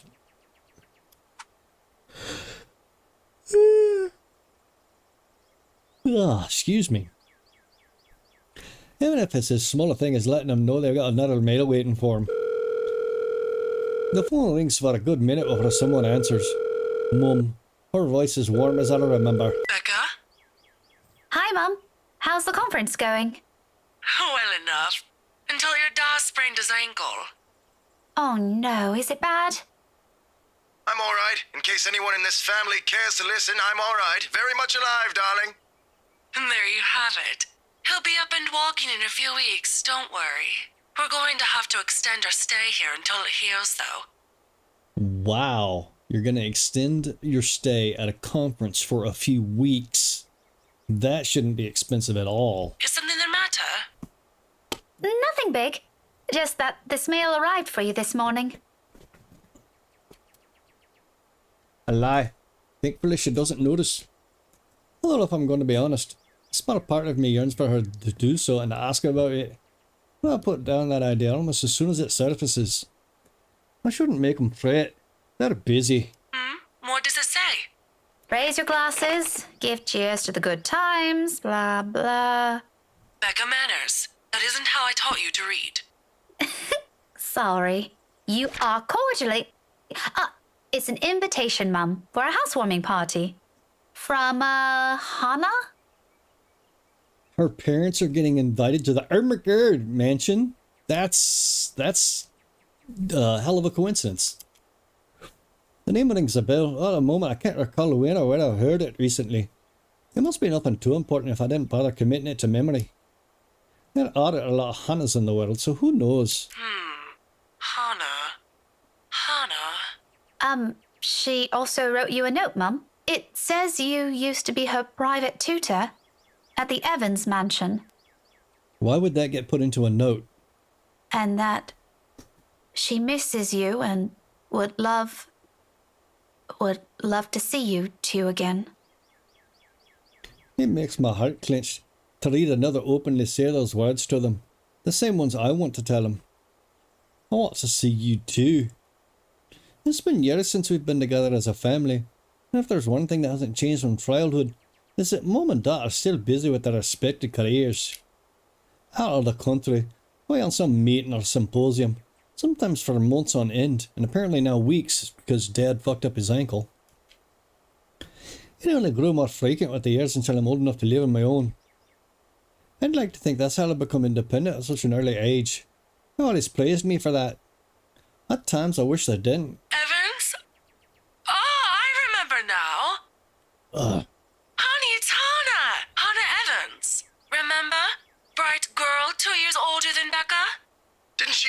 a few years ago. 7 now, I think.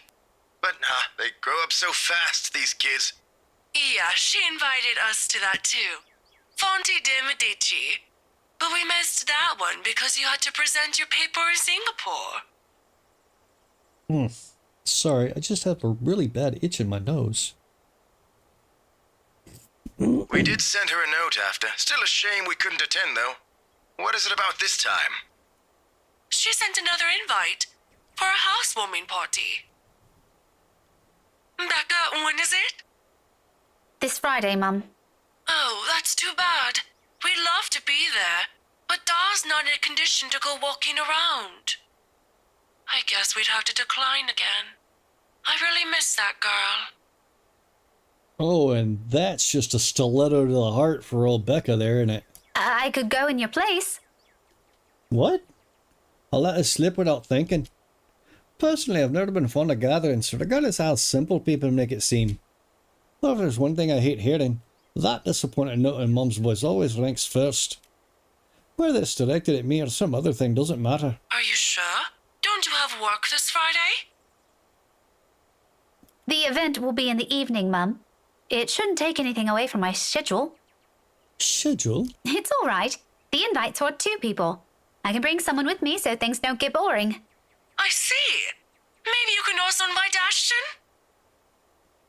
That's interesting. We did see Ashton at the party. Mum, that's a sure no from him. He hates attending parties. You got all blushy, though. But I'll see what I can do. If not, I can always bring Isabella with me. You know her. She won't say no if there's food involved. Okay, if it's not going to be a big problem for you, I don't see why not. We owe you this one, darling. Why? Why not just send regrets? Why do you have to send somebody? Oh, I forgot, so that the plot can move along. No problem, Mum. I'll even say hi to Hana for you. Please do. And let her know we'd love to see her once we're back in the city. Leave her our number or something. I will. But you know, the 2 of you would have become really good friends. Don't you remember? You met with her once. If my memory serves me right, you were 12 then? You met her once, so you should have become really good friends. I mean, except for that whole, her being a fucking millionaire thing. This too I can't recall. It's probably one of those meetings when we only talked a bit before going our ways. If she did leave an impression, I'm pretty sure I would have written about it somewhere, or at least recognized her name. Well, as it is, the only few people I remember clearly from that time in my life is Ashton and Mandy. Oh, we have a new character. Who the fuck is Mandy? To some extent. Mum must have sensed my confusion because she laughs. Don't push yourself too hard, darling. Really? It felt like having 2 daughters back then. Oh, sometimes I wish they didn't send her away knife. to boarding school.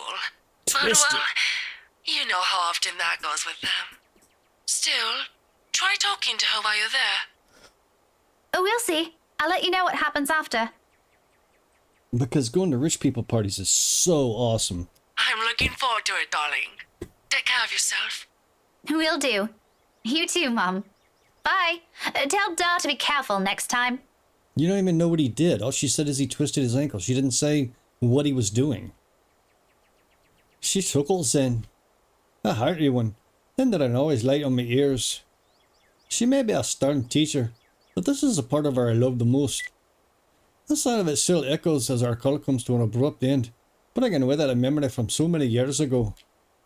When life and responsibilities that accompany adulthood are things from far our minds. If given a chance, I'd love to go back to those. Don't dwell on it though. Shaking it all away almost as soon as the memory forms a clear picture in my head. I've always wondered how Isabella can easily pretend everything's normal over a phone call, then bounce back to her usual self immediately after.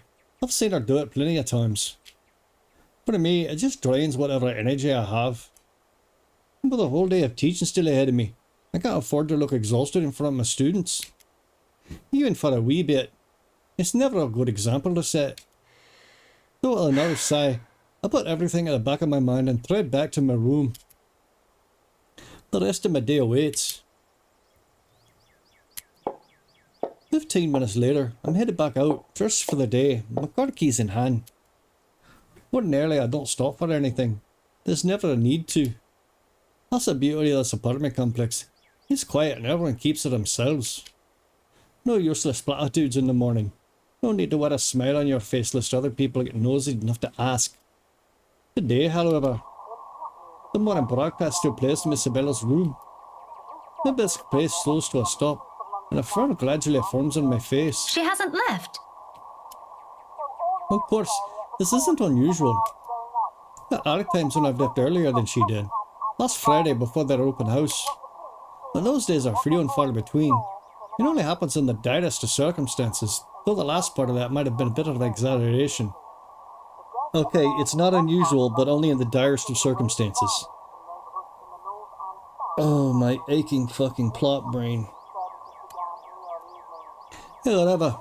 Well, what's happened in the last few days? Maybe today is one. The death of a friend isn't something anyone can brush off. And for someone like Isabella, Isabella's the kind that gets attached to people easy. As Zachary, Ashton and I, that has been the case. I can't imagine what she might be going through right now, especially when the woman was someone she'd owed a lot, despite their training being brief. I've given her space last night in deference, but perhaps today might be proper time to check on her. Oh, whatever. I've still got time anyway. Isabella's dead, you're gonna find some blood. No? Maybe? Move light steps, move closer to the door and already posed a knock. Still, I don't do until I hear her answer me. Isabella? Belle? Are you in there? No answer. After a second, I finally knocked. Lightly so I don't disturb her in case she's sleeping and merely left the telly running last night. Never mind how she lets that happen, ever. Waste of electricity and all. I just want to check on you before I leave. Is that okay? Open the door and find Sayori hanging from the ceiling. Are you going to work today? Belle? Still nothing. I'm about to leave. If you want, I can drop you off. Another round of knocking. And I'm fishing out a copy of her key from my bag and unlocking the door. She let in years ago after I complained about a mess and offered my help in cleaning up. I thought a gesture was completely unnecessary back then. After all, I could always knock. But she never did bother taking them from me. Always turning away from the conversation when I insist. At one point, I simply stopped trying to hand it back to her. Isabella? I'm coming in, all right? Without waiting for her answer, I push the door open and step inside. Her unit's still a mess. Instant noodle cups on the table, a pile of clothes on one side, paper strewn about everywhere and an unkempt bed among other things. She would hate my fucking room. This much is a given. Will always be a given. I've been here several times already and I still wonder how she can function like a human being in a place with this state. However, that's neither here nor there. Not sure what I'm expecting, but it's certainly not finding an empty flat. Granted, she could have left earlier, far earlier than usual. But she never ever leaves without making she's unplugged everything. That's something she doesn't forget to do. Unplugged everything? Is that a thing? Is that a thing that people do? Like unplug all their shit before they leave to somewhere? Before they go to work? It doesn't help that our bathroom appears unused this morning. How would you know if it's messy? Another habit, and it can only mean she hasn't been here since last night. Perhaps even since the morning after Miss Cooper's death. Either idea doesn't sit well with me. What with the news we've been hearing lately? The authorities are still trying to find the cause of death for all the victims. Early investigation revealed most of them were employed under Briar Realty Corporation at the time of death. Meanwhile, BRC has refused to comment on this. Gathering my wits, I immediately place a call to her mobile. It rings for a good minute. A sign of comfort in herself. But when another minute rolls by without her answering, well, I'm not a woman prone to panicking. Sudden bouts of temper maybe, but never a panic, despite how I may sound when speaking. When it ultimately goes straight to her voicemail, that is the only thing I let out. The pulse doesn't last long though. In the next moment, my fingers are already moving across the screen in search of two people who might be able to help. It's Ashton's number I find first and dial. Call that habit. But even Isabella thinks he's dependable when the situation calls for it, despite how much they've given each other grief. That already says a lot about him. Not exactly, but around this hour he's probably still sleeping. If he has freelance work, it's very likely he's just gotten himself in bed. He's the last person I want to bother, if anything. Yeah, he's sitting in a jail cell with a dead lady right now. Or, you know, maybe he's sitting in a dead lady right now. Oh wait, doesn't take long. Soon a click, then Ashton's voice echoes through the receiver, rough and still heavy with sleep. He never did grow fond of mornings. Becca? Christ, what time is it? What's up? Not you, apparently. Good one. Did you call us early just to make that joke? I'm going back to sleep. No, Ash, hold on. This is important. Becca, stakeout last night. Make this quick. I've still got a few hours before the chief bothers me. Sorry, I'll let you go back to sleep after. It's just that... Wait, you were on a stakeout last night? Did I say that? Shit. Forget I said that. Forget I said anything. Forget we had this conversation. So, you have no idea? About what? About what? I also have no idea why we're talking so early in the morning, so there's that. No, will you stop sleep talking or whatever for a second? Belle didn't come home last night. She's gone. Who? What do you mean, who? Isabella! Instead of an answer, a brief pause comes after. All about something blunt and a heavy-hitting hearted service and a string of rather colourful curses from him. The moment might have been one of the many things I'll keep to myself and remember only in the next few days. If things aren't the way they are. What the fuck does that sentence even mean? When he picks it up again, there's no trace of sleep left in his voice. Say that again, from the top. Isabella's gone, Ash. She didn't come home last night. Her flat's empty. She left her telly running. You know she doesn't do that at... Okay, Becca, stop. Calm down first. You're starting to panic. Don't panic, Becca. Despite all the fucking people getting murdered that work for her company, you know, I mean, that's just probably just a coincidence. What happened to my brain? I'm not! You are. Breathe. One person's not going to simply disappear like that. This is Isabella we're talking about. It wasn't one person. It was the whole fucking company, apparently. Did you try calling her? What did you think is the first thing I did? She's not picking up. It went to her voicemail. It's because she's in bed with Ashton. And she doesn't want you to know about it. How about Zach? Did you check with him? No, I called you first because I'm in love with you and want your penis. Not yet. I didn't want to bother him. You know he has trouble sleeping and all that. All right, I'll go ask Zach. I'll call you back. No, wait! He ends a call before I can utter a single word of protest. It seems like you uttered like 3 words of protest. But for the first time since entering his room, tension is gone from my shoulders and my breathing is eased. The bed creaks as I sit down on it with a sigh. The telly still blares the same uninteresting news and I'm surrounded by clutter. Uninteresting news about everybody in her company being fucking murdered? That's uninteresting? All the same, it feels strange to come to be here with that worry nagging at me. I'll have to apologise to Zachary later for sending Ashton his way this early. But for now, relying on a latter for this isn't the wrong choice. It never will be. That's something I won't ever doubt in him, much like his promises. And true to his words, he calls back only a few minutes after her last one has ended. She's with Zach. Oh, I'm so glad to hear that. She could have at least sent a message last night. What are you, her mother? It's one thing to hear that from Isabella, but from Ashton. I don't want to hear anything like that from you. I'm serious. You've got to stop treating her like she's one of your students, Becca. You don't have to keep tabs on her every time. Every time? All the time? Anytime? Last I checked, she's only 3 years younger than the two of us. That's almost a decade gap from those kids you're teaching, you know. Says the person who keeps calling her Scaredy Cat. That's not related at all.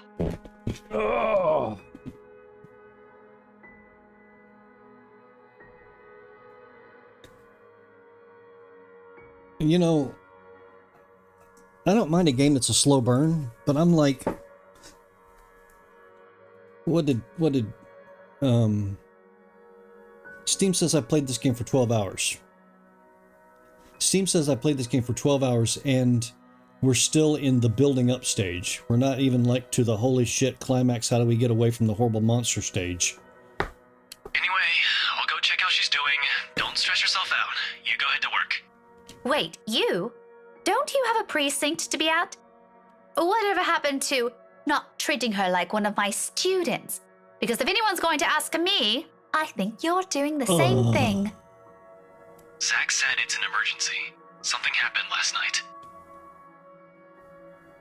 That should have been the lead, dude. Emergency? He didn't put it in those exact same words, but it sounded like it. Ash, what really happened? Is Isabella fine? She's alright. She's safe. Zach let her stay the night after she... Look, okay. Z-Man wasn't clear about it, but let me handle this. Yeah, you're just a frail woman. I wouldn't want you to have to worry your pretty little head. I'll check on her. I'll bring her home. That sounds like a lie if I've ever heard one. The sort where he omits things so people won't fret. Now, I'm not sure whether I should be happy he cares that much to do that. There shouldn't be a need for this between us, is there? We grew up together, didn't we? He knows I'm capable of at least hearing out the truth without it gnawing at me for the rest of the day. He knows me better than that. I know him better than that. Frankly, there's plenty of other things to say about this. But despite, and after all the trouble he went through, where how things are moving at the moment, only one thought occurs to me.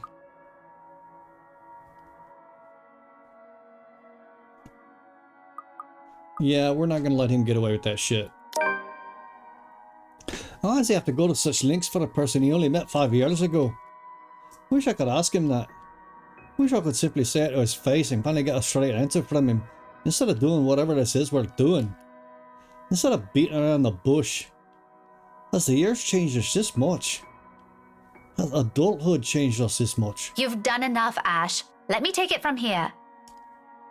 Austin's quiet for a little while. I can almost see the frown in him. Hear the gears turning in his head. Don't you have a class to teach today? Tuesdays are your busiest this school year, aren't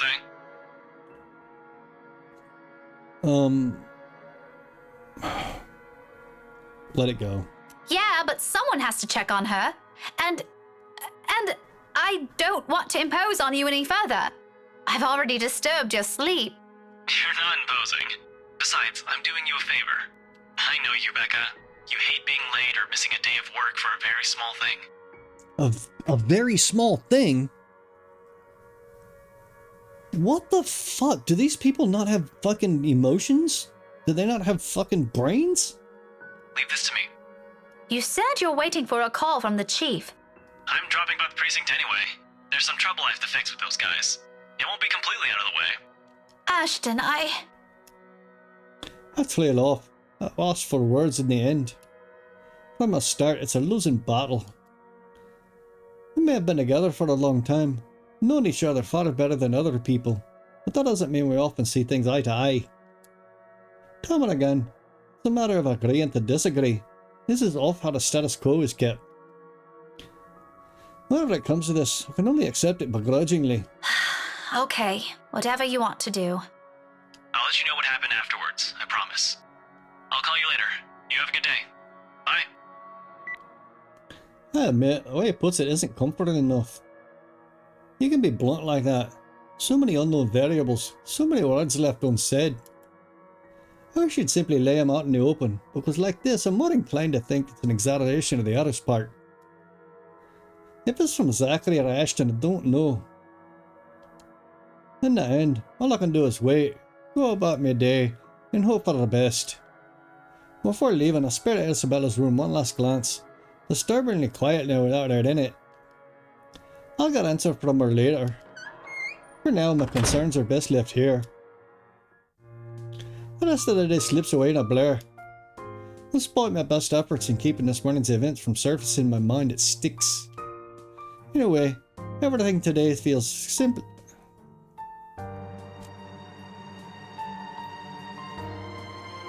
In a way, everything today seems simply like a reminder. Every conversation, regardless how casual, every topic, no matter how mundane it seems. I blame the news entirely for this. Recent happenings have brought quite a few interesting stories to everyone's attention, mostly superstitious talk of death. When locals talk about death here, anyone can sure as hell count on someone bringing up that mansion Isabella sold not a few weeks ago. Even my own students won't stop yapping about it. I think it's even worse when it gets put back up on the market. Now there are more stories. If this is the world reminding me of what matters, or simply because the atmosphere around this time of the year calls for it, I'd rather take the latter. At least then I can be sure people will forget about it in another set of holidays after. Oh my god, this is just dialogue for the sake of dialogue. It just rolls and rolls and rolls, and there's no fucking point to it. There is no point to this. Nevertheless, and this may be a painful thing to admit, but listening to him is a pleasant distraction while waiting for Ashton's call. Hope I didn't forget, the school day is about to end soon. No, that's got nothing with what I heard. That is an awfully old sounding student. You always hear stuff. I'm not sure if half of them's even real. No, really. Rowan knows about it. He used to be in the same class with them. I can hear you from back here, you know.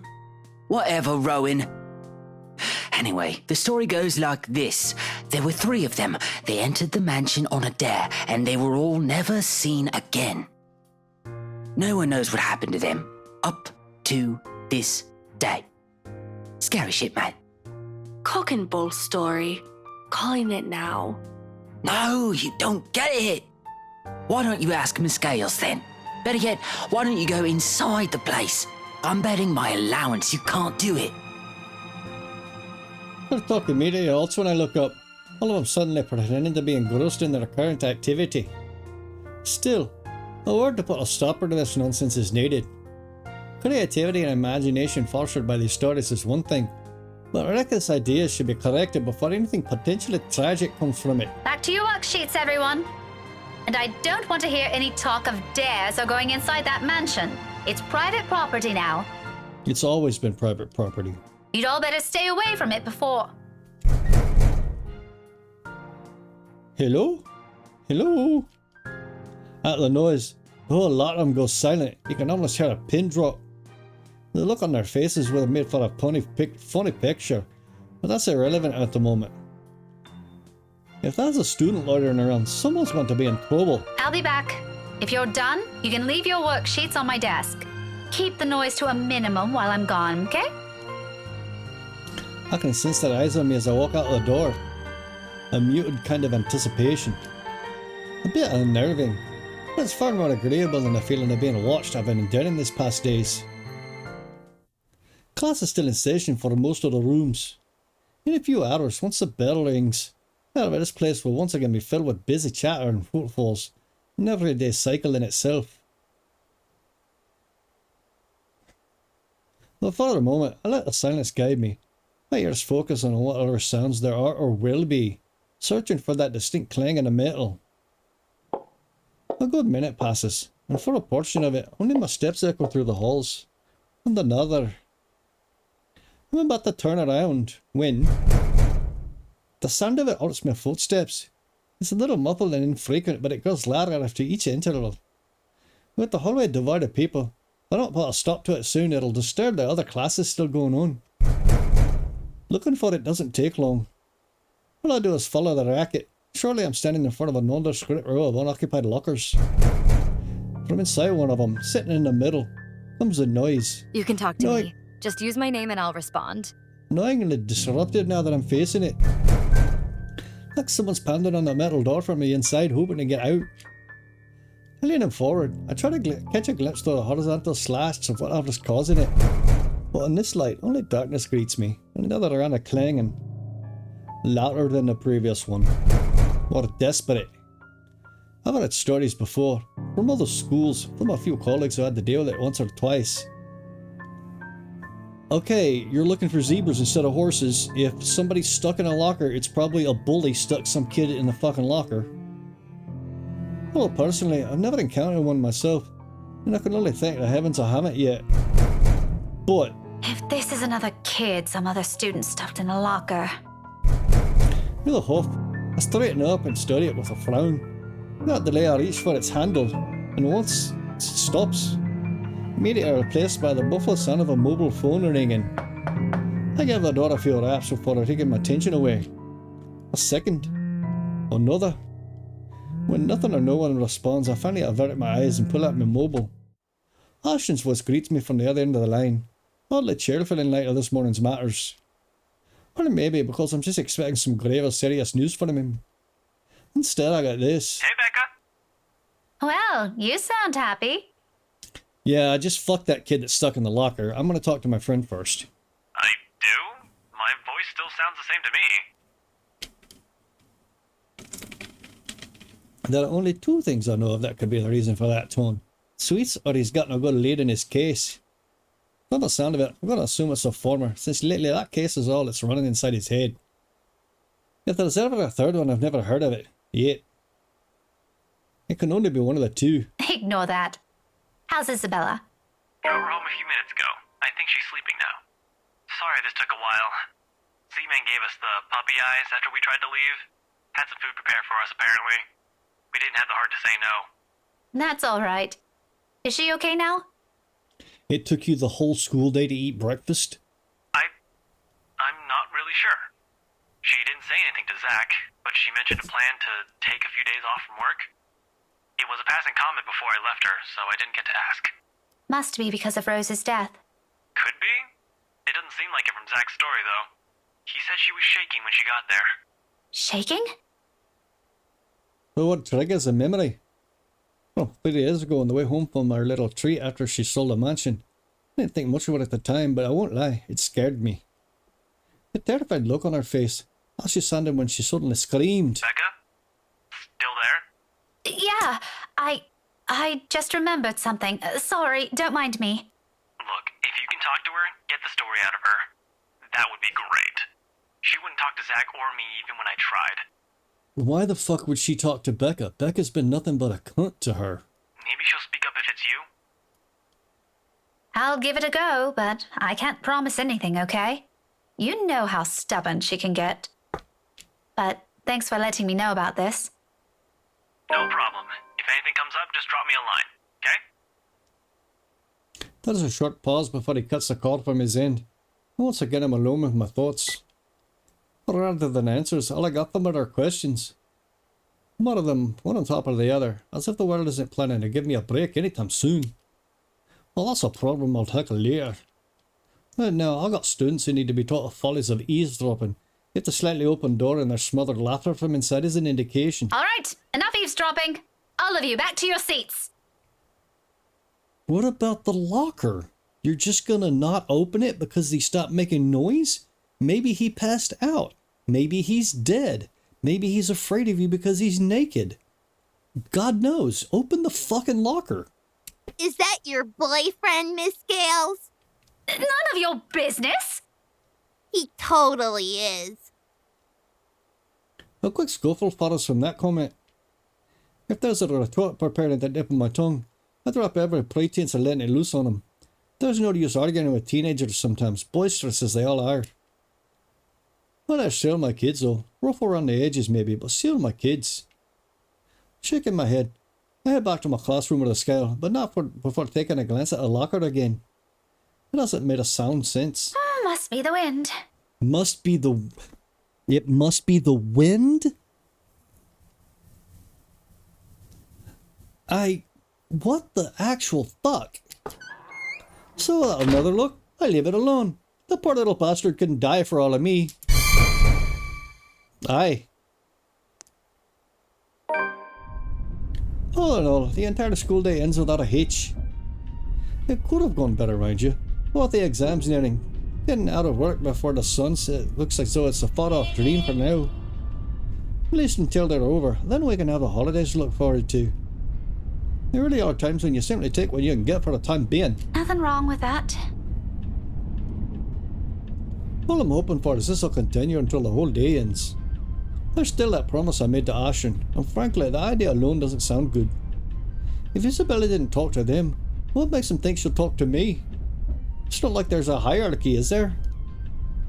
Just because I can handle Isabella's childish tendencies doesn't mean I can do it all the time. Really, those two give me too much credit.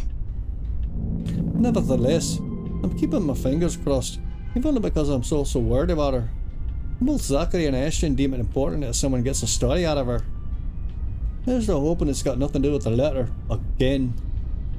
I understand if she feels a bit stressed lately, but keeping that story going on for more than a week is...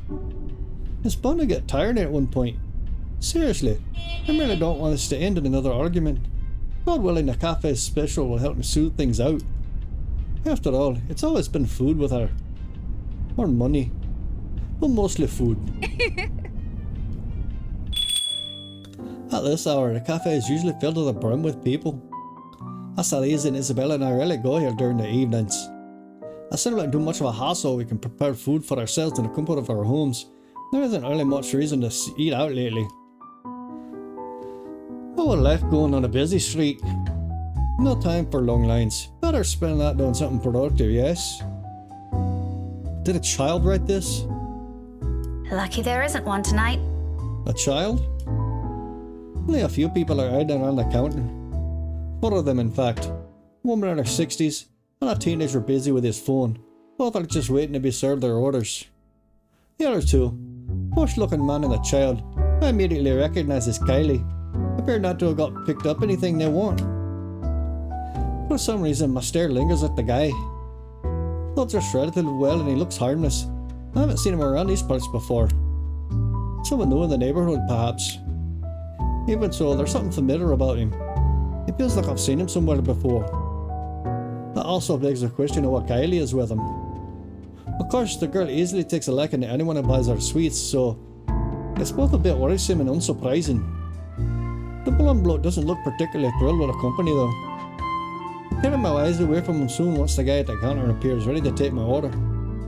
That and I'd also hate being accused of ogling strangers. 2, evening special, takeout. He's already punching the order before they even finish.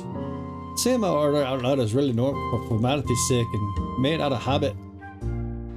This is known Isabella and I long enough to know that if I ever drop by here, he already knows it's always because I'm buying dinner for the 2 of us. I rarely visit her alone if I can help it. Isabella can sometimes be a bad influence. He gives me a small smile before preparing my order, and a fish from my wallet. When? Look, you little ankle biter. If I buy you the biggest parfait they have, will you please behave? I would just like 10 minutes of peace and quiet. You said you'll get me some bread pudding this time. Yeah, well, darling, they said they ran out of it. Just pick another one so we can be on our way. Their parfait doesn't look as cute as the one my mom bought me. Parfait is just ice cream, sweetheart. It'll melt no matter how dainty it appears. In the end, it'll all look like an ugly puddle.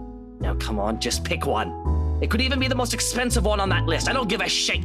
I don't care. What I would give for someone to buy you off my hands right now. You gonna sell her? What? All attention instantly snaps back to them in their conversation. Jumping to conclusions isn't something I'm particularly fond of, especially when all I have are baseless assumptions, but you can't really trust a stranger these days. No one around the cafe seems to have noticed his words either. They're suspicious words. Still, I don't move. Yet. But my hand has already shifted from my wallet to the book I'm carrying. A hardbound textbook. Looks harmless, but if the situation calls for it, it might be a good daily weapon. Oh my god.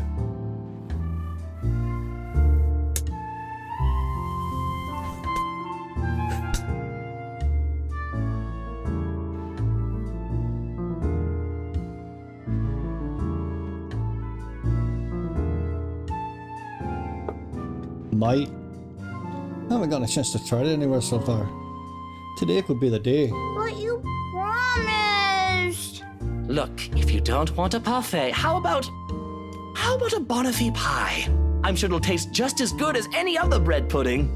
I'll even buy you the entire tray. How does that sound? That's not what you said before. Well, sweetheart, adults change their minds sometimes. You said if I come with you, you'll buy me a bread pudding, and I did, and now you won't keep your promise. I want to go home. I miss Mama. Yeah, it's time to intervene, teacher. No, darling, if I remember correctly, and I have a good memory, honey. What I said was, if you come quietly with me, I might buy you one. The quiet part didn't happen. Though now that I'm sober, I think this is a bad idea. And I should just ship you someplace else for that peace and quiet. Oh, that's it. No hesitation. In a few paces, he's within my reach, and without warning, I'm slamming the flat area of the book against his skull. Ow! There's a cry of pain, followed by him instantly crashing down, hands nursing the sore spot. Almost comically, as if this were a different situation and the safety of St. Goretti student isn't at stake, I'd probably feel sorry for him. I mean, have you never seen how thick this book is?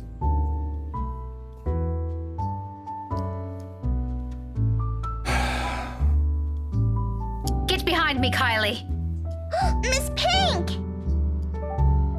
It's amusing how fast her expression changes from the pouty one earlier to something of utter delight upon seeing me. But there's no time for any pleasantries, not even quick ones, because soon the man straightens and I'm ready on my favourite newfound weapon for another hit. Except this time he's ready, and before I can land another one, his hand shoots up to catch my wrist in a firm hold. And the look on his face. Bloody hell, woman! What's your problem? To say his piss would be a complete understatement. Had I been a weak-willed sort, I'd probably cower under his sharp gaze. That simply isn't how I roll. He thinks he can scare me and do as he pleases here, just because I'm a woman or whatever his reasons may be. He's got another fight coming for him. So instead, I return it to him with the same intensity, the same venom. What's my problem? You're the one who has a problem here. Rotten bowbags like you don't deserve the freedom to run this town. What are you doing to this girl?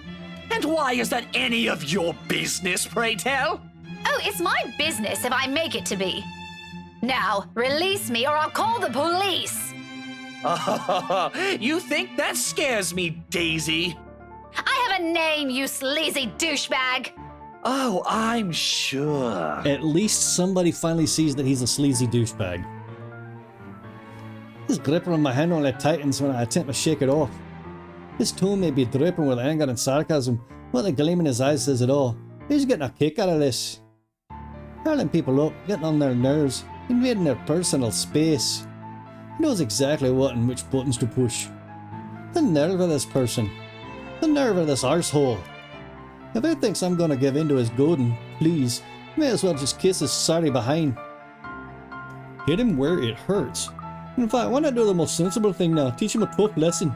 Mister, you have until the count of 5 to let me go and step out of my personal space. A fair warning. Fairer than anything I can offer to people of his kind. And I'm already being considerate. Hell, this arsehole doesn't even deserve a warning. If he doesn't listen, well, he's as much responsible for what'll happen as anyone. Or else what? Knee him in the fucking balls. Such vulgar words coming out of that pretty mouth. A gorgeous flower like you shouldn't even be saying. Bong! Right to the nuts, come on. Nail him. Don't say I didn't warn you, bowbag. Love that intensity, Daisy. FYI, I like feisty in a woman. It gives them this certain charm. Why don't you? 5. Bong. A second of silence. Now without any preamble, my leg moves in one fluid motion, delivers a swift, powerful, well-placed kick to his nethers. Needless to say, the effect is instantaneous. He yelps, abruptly drops his hold on me, and kneels over, howling from the pain. I can see tears forming in the corner of his eyes too, though the mere sight of it prompts not an ounce of remorse from me. I would have been gentler if he isn't such a dirty little prick with an ego too big for his head. Too bad. Whether this obliterates any chance of him ever procreating remains to be known, but a part of me is already playing he doesn't ever breed after this. I have no need of more of him in this world. You mad woman! I warned you, you ass! Why you... This is harassment, I'm telling you! Harassment! No, actually it's assault, but I mean, you know, who's quibbling? Then why don't you tell that to the police once they get here, You despicable! Whatever you're assuming I am, I'll have you know it's all in your head. None of it's true. How do you even know? You best have that pretty brain of yours checked before that gets worse. Seriously, just go all out Banshee and kick the shit out of him. What is wrong with you? Is this the face of someone who'd do anything suspicious?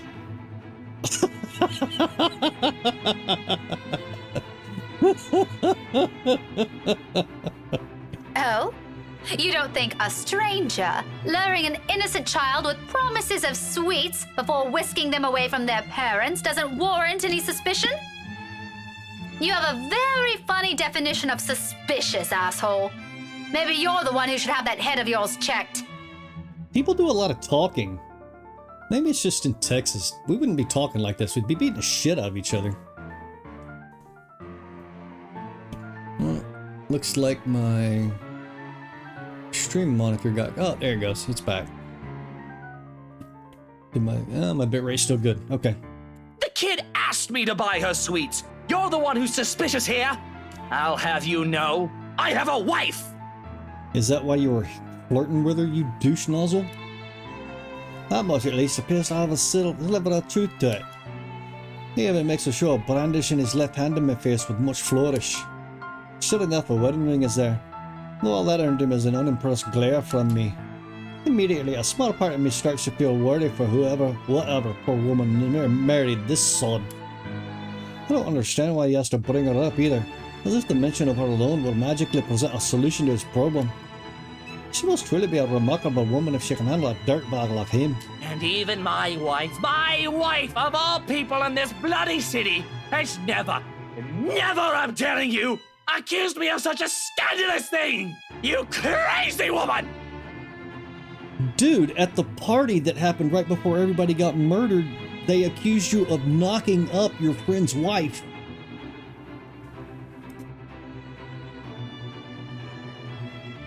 Married or not, you're still a sleaze.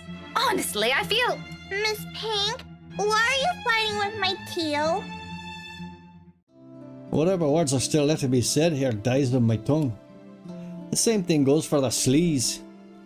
Beside us stands Kylie, gawking at us with that same curious stare she often brings with her. I know that look all too well. A precocious child through and through. She doesn't say anything further. Renegade simply moves between us, eyeing us both carefully, clearly anticipating an answer. From my experience, when it gets like this with children our age, it's a sure sign they won't leave you until you've given them an answer they're satisfied with. Leia won't do it either. This dissolved into a shouting match for heaven's sake. And does she just say Theo? Something falls straight in the pit of my stomach at that. Though my tone is gentle when I finally address her, who would have any apprehension in what might be the first hint of embarrassment? I pointedly ignore the latter. It can be well just it could very well just be the hunger speaking. Kylie, sweetie, do you know this oaf? Yeah, he's Teal Luke. At that moment my brain stops. Every line of thought, every argument I still have against the man beside me dissipates in a haze. Amidst all of it, one memory gets triggered from a few days ago. Theo? The one you mentioned before? The uncle? The guy Rowan wanted to impress? Or was that a dare? I'm sorry, I can't recall. Is it the one who promised he'll take Big Brother someplace cool? Yeah, the one and the same! Don't you know who he is? I sure as hell don't, darling. Because if I do, I wouldn't let everything I said earlier come out of my mouth. He's my Teal Luke! Gazillionaire extraordinaire, am I? No, the fairy godfather! Children don't talk like that. He's your godfather. That's nice. The one and only. Did I get that right, Teal? More than right, sweetheart. I'm sure Miss Pink here understood everything you said quite perfectly.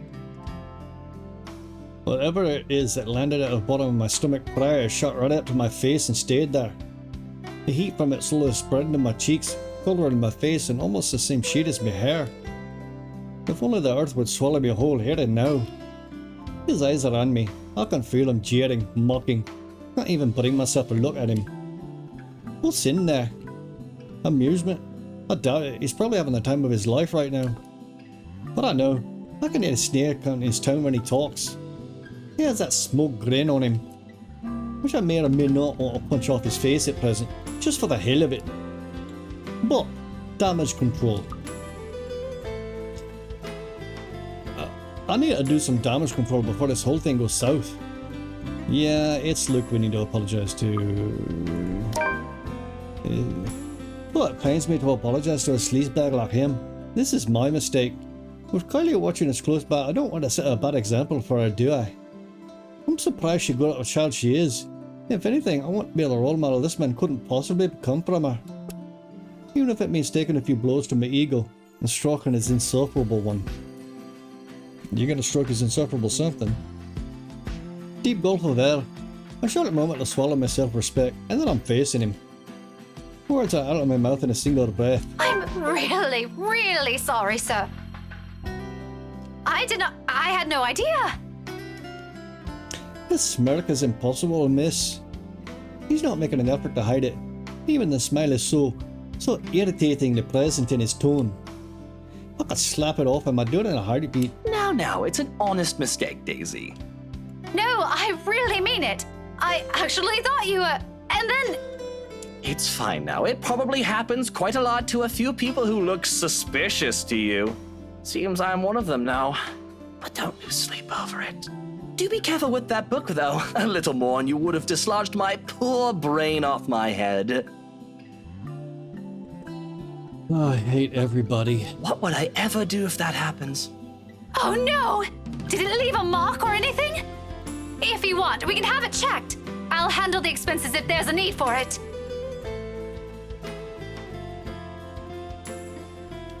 Now, what kind of man would I be if I let an attractive woman such as yourself do that? Why don't we just look at it this way? My forgiveness is coming from the utter goodness of my heart. So full of himself. Exactly the kind of person I'd be happy to leave die in a ditch somewhere. Of course, sir. Why didn't I think of it that way? I know, right? But even someone as capable as you is bound to have a few lapses. No harm done, Daisy. Let's move on from this. Well, if you're going to put it like that, then I guess there's nothing left for us to talk about. I figured as much. Awkward. The whole exchange is nothing but an awkward display of fake pleasantries. One that brings much agony to the very pride I willingly held back a while ago. Might need a drink later so I can forget any of this ever happened. Who would have thought a time would come when I'd meet someone tougher to handle than Isabella? Miracle of miracles, I swear. Though to my surprise, he proffers me a hand shortly before they leave. What a shake, I realise after a long minute of staring at it. I accept it, albeit half-heartedly. But all of the goodwill that smart gesture represents melts into thin air when he winks at me. Winks. The gall of this man. However, there's no moment to ponder about it. Seconds later, the guy at the counter waves me over, hands me a paper bag as soon as I've paid. He offers me another smile before I leave. Normally I'd return it simply for the sake of returning it, but I don't at all, with the latter happening more commonly. By the time being, I do so freely. After that encounter and scene we've caused, seeing a friendly gesture being extended to me, albeit from a person I barely know on a personal level, it feels like a reassurance despite bearing no promise of better days. I take what little I can of it with me as I step out into the night. Cloudless sky greets me when I walk out of a cafe. Beyond the tall buildings, a blanket star spreads out before me. Isabella once told me that the best place to view it is someplace outside the city, away from the noise and obtrusive sights. She had seen it once in her mum's hometown, and another time in the university she used to attend. Then she asked if it's possible to try it out here sometime. I agreed with her at the time, if only because she appeared excited at my prospect of it. We made those little plans along with Zachary and Ashton. Up until now we never got around to it. Even so, I find myself enjoying this, despite being told it's only half the experience. Little things, you know? Stuff you learn to appreciate when you're alone. Because at certain times you need to meet people who are unfortunately born with the innate talent to ruin the mood and the scene with their mere existence alone. For example, The very driver of the car fast approaching my direction. Luckily he doesn't notice me. But the fleeting moment we pass each other by gives me a brief glance at the people he's with. Carly's sitting on the back seat with a serving of bread pudding in her hands. And beside him, it must be his wife. He takes a turn and disappears at the innerst corner. But throughout the night, that cursory glimpse of all things bother me has left me wondering about what kind of person his wife is. And more than that, as a silent player to the universe, I would never cross paths with that douche again. After having such an eventful day, anyone will think nothing will surprise me anymore. But here I am, standing at the top of the stairwell, watching an odd scene unfold before me. Relief crosses my mind first, followed by confusion. What is she doing there? Although given what happened this morning, the question feels a bit inappropriate to ask directly. What's important is in Isabella's hair. She's sitting cross-legged in the hallway right in front of her room. Several papers and folders scattered about. Each of them seems as important as the next. More than once, upon giving the scene a quick scan, I spot Briar Realty's logo at the topmost area of the pages. Everything considered, it looks like a mess made by a third grader working on crunch time. The landlady will have a few things to say about this when she finds out. I'll have a few things to say about it myself, in fact. But something in the calm, focused manner she holds herself at present keeps me from disturbing with that reminder. She's gone through each paper with this intensity. Her brows are furrowed, lips in a tight line, both hands moving in precise movements as she sifts through each sheet. When she finds something to note, she moves closer, nose almost touching whatever paper she's holding, and grabs her phone to call someone. Hello. Sorry to call you this late. There's something I just want to confirm, if that's okay. Yeah. Yeah. Oh. Okay. Thanks anyway. Not that one either. It's a cycle. She goes through call after call, then after the last one and she shuffles through the pile again and dials another number. Is it work? I've never seen her this engrossed with her own work before. Otherwise she would have noticed my presence the moment I reached our floor.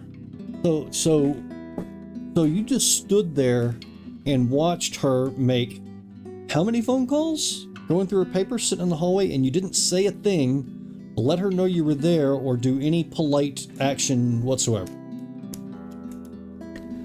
After the 9th call? After the 9th call, she still appears oblivious to it when I've arrived. She lets out a loud sigh this time. I immediately take that as an opportunity to interrupt. Isabella, you know the house rules here. At once her head jerks back and hits a concrete wall behind her with a thump. That's the Isabella I know. Glad it's still there. I allowed her a moment to nurse it before speaking again. Becca, you're late! Yeah, I ran into a little trouble at the cafe. But I brought food for the two of us, if you haven't eaten anything yet. As anticipated, she grins once I raise the bag of food I'm holding. Yet it doesn't reach her eyes. There's nothing of the cheerful glinting at this time. Just a hollow tone for the sake of being polite. Ashton's right. Something's happened. Yeah, maybe later. I've gotta finish this first. Just leave it here. I'll eat it once I'm done. That's not polite either. If somebody buys you food, you eat it with them. Thanks, Becca. You can't eat this here. You know how the landlady would react. Why are you even working outside? Your room's right there. I know. Sorry. It just feels stuffy in my apartment right now. So, does the UK or Japan, either one, have some sort of stigma against, like, working where people can see you, or having papers outside your house or something? I'll go back inside once everything's been aired out. I promise. That has never bothered you before. Well, it bothers me now. Oh, really? Just now? I find that hard to believe. God, you're a bitch. Such a bitch. Bitchity bitch. Okay. I am going to take a quick moment for myself and I'll be back.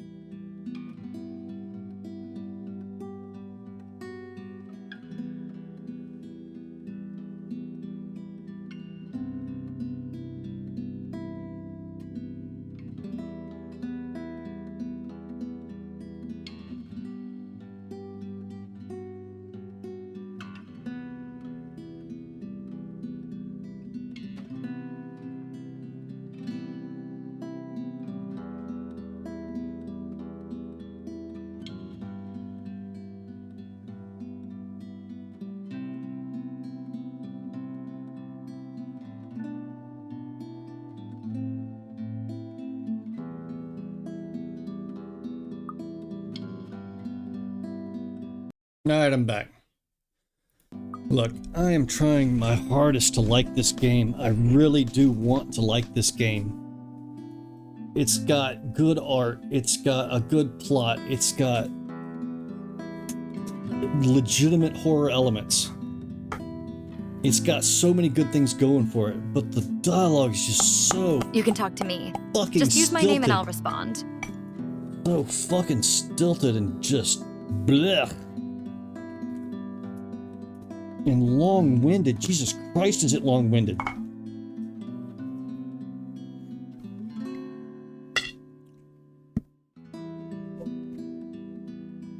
Yeah?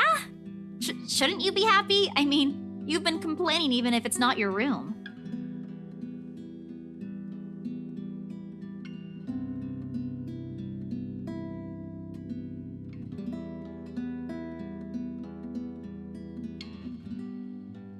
Hey Monica, can you help me keep a positive outlook on this game? The language is just so stilted and long-winded, it's just making me tired.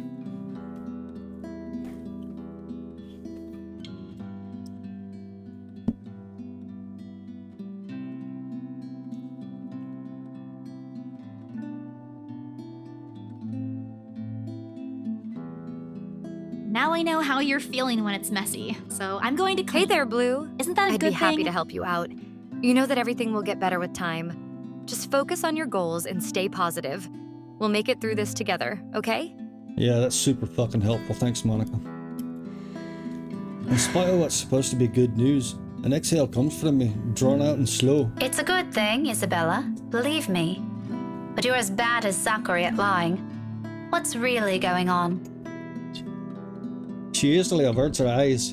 I'm sure if I'd indicated this is going to be one of those lengthy conversations that can possibly end with the other person angry. Again. That's one thing I'd like to avoid tonight at all costs. Okay, so how about this? Don't act like a bitch and nobody will get angry. There's the plan. Still, I've made a promise to Ashton and Zachary. If she didn't talk to them, who else is she going to talk to? If she keeps this all to herself, who knows what might happen. After the way you shit on her outside the theater, after the way you absolutely crapped on her distress and trauma about the fucking letter, you think she's gonna open up to you now? Isabella, you can tell me. Is it about your family? A slight movement of her lips. Although a frown, it's a reaction at least. I'm getting there. Rose? She merely shakes her head. Just a little more. Come on, I know something happened. I don't know if it's because of Rose, but I know it's related to her somehow. You weren't here when I visited this morning, and both Zachary and Ashton are worried about you. If you don't want to tell them, you can tell me. Open up to me, you fucking bitch! I swear to God, I'm gonna be your friend who fucking kills you! Does it have something to do with work? Office? If I didn't know her, I might have missed it. She shifts then, her fists clenching tight and teeth biting her lower lips. And there's fear. The look of terror in her eyes is the last thing I expected to see out of everything. Her mouth trembles briefly before she opens them. When she finally voices it out, the words simply spill out of her mouth. One after another. All of it. True to what I've promised her, I listen. Because this is something she's been keeping to herself, even from the two most dependable people I know. The fact she chooses to tell me, it speaks a lot to me. Becca, she was there again. Last night? In the office? Boss passed me all of Rose's lurk load yesterday. For the Ermengarde mansion. Ermengarde! I had to stay late to finish them all. And then, when I was about to go home, I saw her. I saw her again. She was standing in front of me again last night, Becca. I couldn't get away. She was blocking the door. If I hadn't hidden myself, even if I made the tiniest noise, if she found me, Becca, she almost did. If she saw me under my table, I think that would have been the end of it. I'm scared. I'm so scared I won't be able to do anything. By the end, our hands are trembling and our breathing comes out in rasping intervals. For a long moment, a little silence stretched out between us. Let our sobs fill it instead. But even as our soft whimpers die down minutes later, there's a heaviness hanging in the air. Not just from her, but also from me. From my exasperation over this whole matter. From my own frustrations over our stupid superstitions when she could do us all a favour and grow a backbone. Wow. She may be young, but she's no longer that young. It's about time to put an end to this. Oh my god. About time to put an end to your relationship is what you're about to do. She can't keep going on like this. She's still got plenty of years to live out. And what if she goes home? What if we're no longer there to keep her fears in line with what's real? What will she do then? I'm more afraid for her. For what kind of imagination, or for what that kind of imagination will do to her, than I am what some imaginary monster could do. You saw the fucking thing. You saw the monster in the rearview mirror. She described it to you, and it's the same fucking thing you saw. Oh my god. Oh. There's an expectation in it.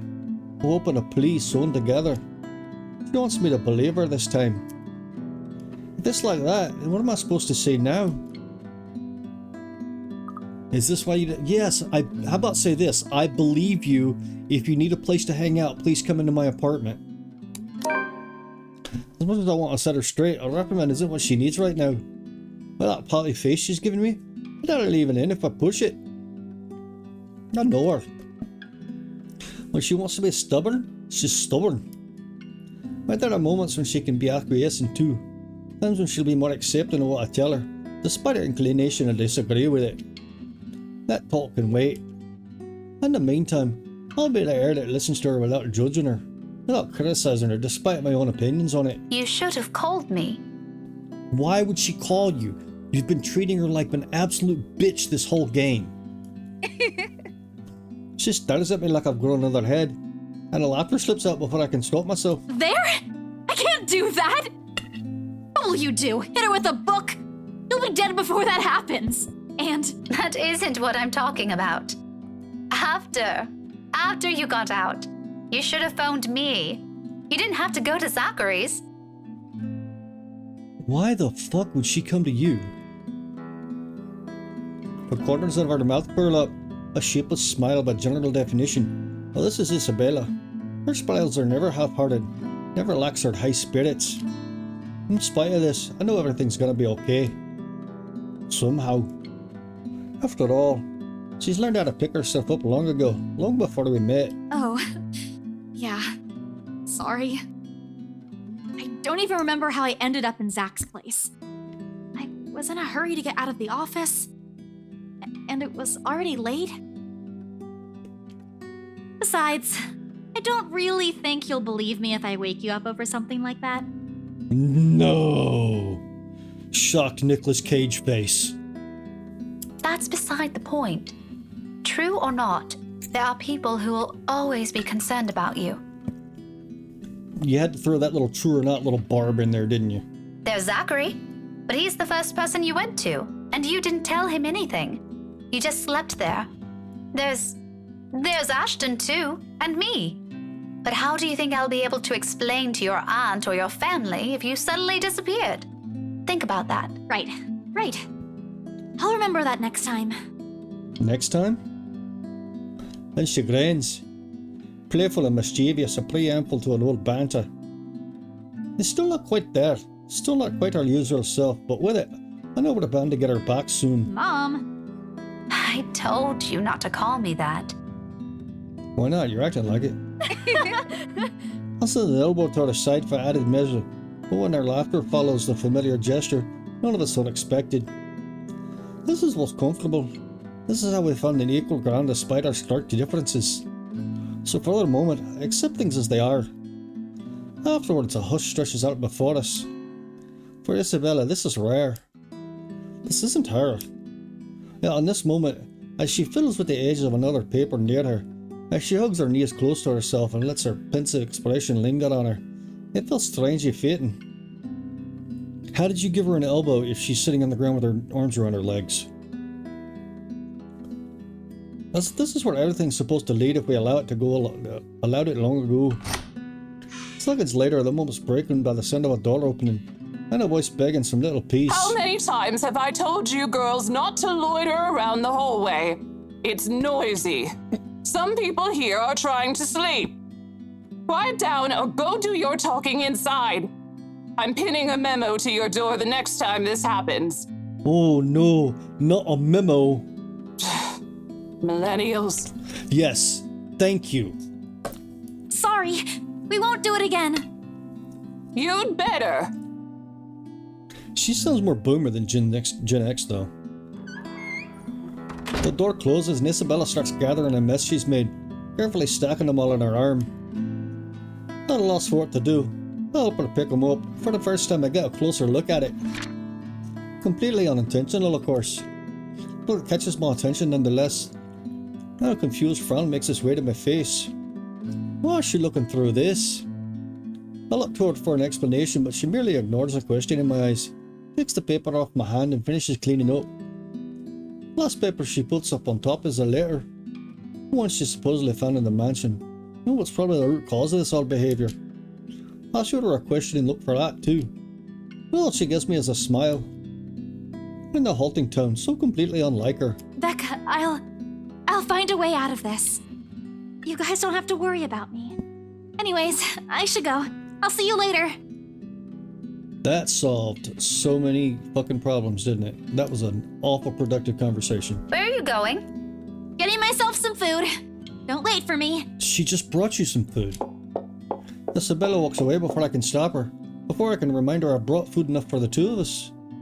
She quickly disappears down the stairwell while I'm left standing in an empty hallway holding the 2 bags of takeout. One of them will go uneaten tonight.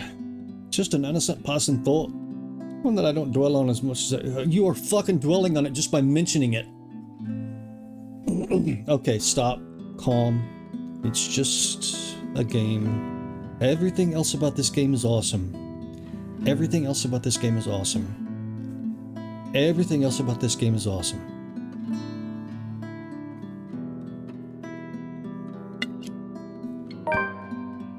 I ignore all of it, in the same way I've assumed I won't ever encounter that douche again.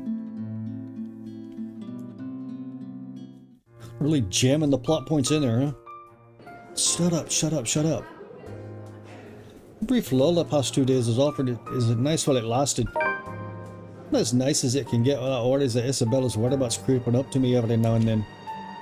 She hasn't showed up after that last talk we had in the hallway, and the dinner I brought had since been given to a different neighbour before it spoils.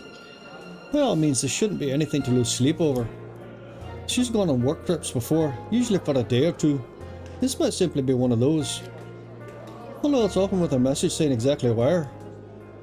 But it's the dour note she left. But it's the dour note she's ended our last chat with that gnaws. Like an ugly premonition. And as expected, just as things start to settle and steady rhythm finally worms its way back into my routine, Thursday morning brings further disturbance to the now calm waters. With a little ceremony, there's still enough to ripple through everything. In retrospect, I should have seen it coming. Luxburn is a small city, relatively speaking. Compared to, say, London or Glasgow, it's nothing but a tiny mass of land, boasting a mere population of 68,000. Well, those numbers alone are nothing to scoff at when standing in a busy street. If you pay close enough attention, faces taking the sidewalk or riding the subway will soon grow familiar. How unfortunate that out of that number, it has to be the fucking Luke I encounter more than once. Oh, you know, a few problems popping up here and there that the agents failed to tell us somehow. Nothing a few hired hands can't fix, of course. I would have preferred a place near the city and something that's new to save us all the trouble, but darling wife insisted. She bought that thing for you, you asshole. Who am I to say no? Are you kidding me? This smokehead is the first thing I see upon turning into the hall, in spite of the small crowd of parents and students gathered at the corridor for the primary's career day. It's not that he stands out. He's pretty unremarkable at first glance, frankly. However, it's his countenance that draws people's eyes to him. The man already carries himself with a lot of confidence in the world. Look at presence dwarfing everything around him. I'm willing to bet he's also enjoying the attention it garners him, especially the ones coming from the women. What an ass. A single glance at him and I know immediately that one way or another, if we ever bump into each other again, my day will effectively be ruined in some capacity. He also exudes that air. The sort that makes you want to run over him with a lorry and pass it off as an unfortunate accident. With them, it's either you want to punch him or let yourself be charmed. There's no in between. I'll gladly do the honour of the former myself, but alas, there are people around us. Now I'm stuck with having to face one of the two. I shouldn't have volunteered. At the time, hoping that sounded like a good idea. I've no classes left today until after lunch. I could have opted to stay at a teacher's lounge and work on my lessons plans. That means being left alone with our deputy head and his chatter. He's a good man, but crevens, he can talk anyone's ears off. So the moment an opportunity arose, I jumped on it. The simple task to boot. Just deliver a whole box of materials and a few posters for the event. Maybe stay around to assist if time will allow. Just wasn't expecting him to show up here. Out of the frying pan and into the fire. Had I known, I would have stayed and suffered through our deputy's impromptu speeches about his life crisis instead. But what's done is done. Going back is also out of the question. How unexpectedly heavy a load I'm carrying is, I'd have to lug this for a trip back just because my pride can't take another second of interaction with the guy. He's gonna offer to help and carry the box for you. He's insufferable, alright. I've had my share fair of dealings with teens, more or less, the same temperate. All considerably younger than him, and they listened. If he wants to be difficult like last time, so be it. But he can bet his sorry English arse I'm not standing down. Left with no other choice, I brace myself and suck in a breath, most with every bit of patience I have as I step into the hole. The grip on the box tightens when I pull it closer to me, and attempt to assume a low-key air as I amble down to the moon. The box is not big enough to hide my face, here with a stuff piled on top. But if all else fails, I can just hit him with it. Still, a small prayer forms in my head. If there's even anyone listening out there, please grant me enough restraint. Better yet, I hope he doesn't notice me at all. That'll definitely make my life easier. Seriously, how hard can it be? He's standing a few ways from the door, and there are plenty of people between us to use for cover. If I'm careful, I can just go in, hand the stupid box over to whoever is in charge, forget every plan of staying longer than necessary, and step out as soon as I can. Easy as pie. But as luck would have it, the exact moment I reach the door's threshold, someone barrels in towards me. She latches on my waist before topping the sudden commotion with a gleeful squeal. I knew it's you! The force of it nearly throws me off balance. Seeing the item stuck atop the box, tilting dangerously to the sides.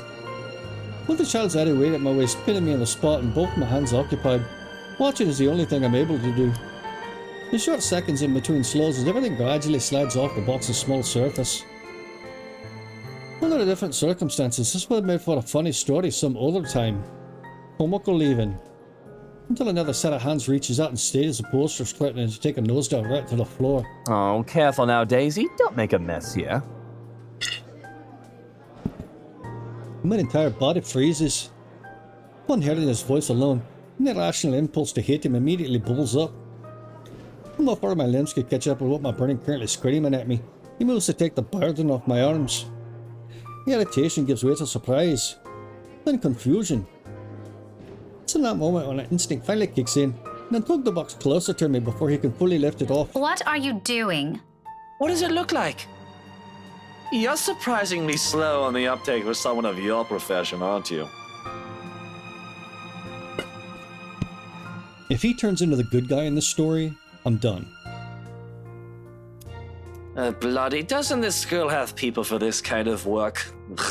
So much for being a center of academic excellence. I'm going to ignore that slight to my alma mater and my work, because that's not what I'm trying to get at. You know what? Why don't we just rephrase that to something you'll easily understand? Why exactly are you doing this? That didn't make anything more specific at all. Well, you look like you could use a bit of help. Have you seen your face while you were heaving this around? Mister, I'm pretty sure if there's ever a look on my face, It's entirely because I saw something extremely unpleasant this morning. Aren't you a ball of sunshine today, Daisy? Having a bad day, aren't we? Oh, you have no idea. I'd put it away if I were you. You might scare the children. You don't have to worry about that. This isn't my department.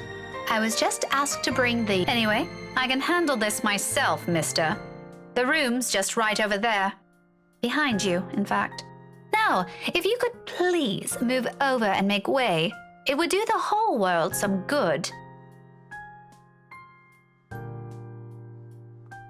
Keeping my voice level throughout is a miracle in itself, but regardless how polite my guest is, he doesn't budge. Did what I've just said merely fly over his head? Or am my choice of words really that difficult to comprehend? Surely it shouldn't be that hard. I think he might just be a little touched in the head. I'd like to ask him that actually, but Kylie chose that instant to pipe in. Don't worry, Miss Pink. Tio's strong. You can leave this to him. Kylie, goddammit.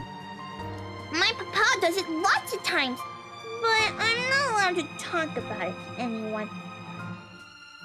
Okay, that's a red flag. Tio says it's Confidential, Munchkin. That's right. Tio's smart, isn't he, Miss Pink? I'm still of the opinion that he's a piece of shite, but I must admit, his goddaughter's excitement is contagious as always. A smile makes its way to my lips. She has yet to budge from her place, though to be honest, I'm starting to lose some feeling in my stomach as tightly he's wound her arms around it. I'm sure he is, Kylie. But I'm also sure he'll find better use for it elsewhere. Like helping you out. Oh, well, that's one thing, but... You heard the kid. No one's asking you. You wound me, woman. I wish I could wound you. And I'm quite certain I can do more damage than that. Shall we give it a try? Again? He pales, stammers for a bit, until he ultimately decides against saying anything and settles for a brief show of discomfort instead. He's probably having flashbacks to the last time we met. His composure when he finally regains some of his bearings says it all. It's nothing short of hilarious if I do say so myself. I'll have you know that threats never work on me, Daisy. Not in a million years, not ever. I'm 3 hours into this chapter and I still... You're assuming it's a threat. How cute. It's a promise. That too. I'm not scared of you. Just because you landed a hit. Uh-huh. Do go on. Keep telling yourself that. It was a fluke, you hear? I was caught off guard and your damn book left a dent. If I end up in a hospital because of what you did, I'm sending the chief of Luxburn Police after you, woman. You don't say. Just give me that bloody box. He snatches it out of my arms before a single word of protest exits my mouth and quickly disappears behind the classroom. Not that it matters who brings it in now. My prior irritation has already melted into amusement. He's not so bad once you figured out how his temperament works. It's almost similar to a child. He's not so bad. He's not so bad? My god, he's gonna turn into a good guy. He's gonna make a opposite of whatever a negative heel turn is. Well, I'll still have to ask. Kylie, did your Tio eat something bad before coming here? He's unusually nice today. A far-fetched idea, I know.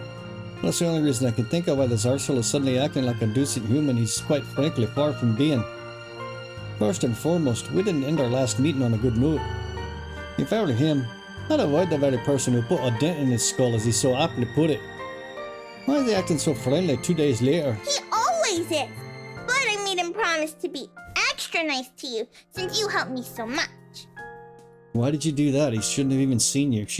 You teach a completely different grade. I think you're gonna be great friends. Ugh. I quickly stop on the urge to ground lonely or gag at that.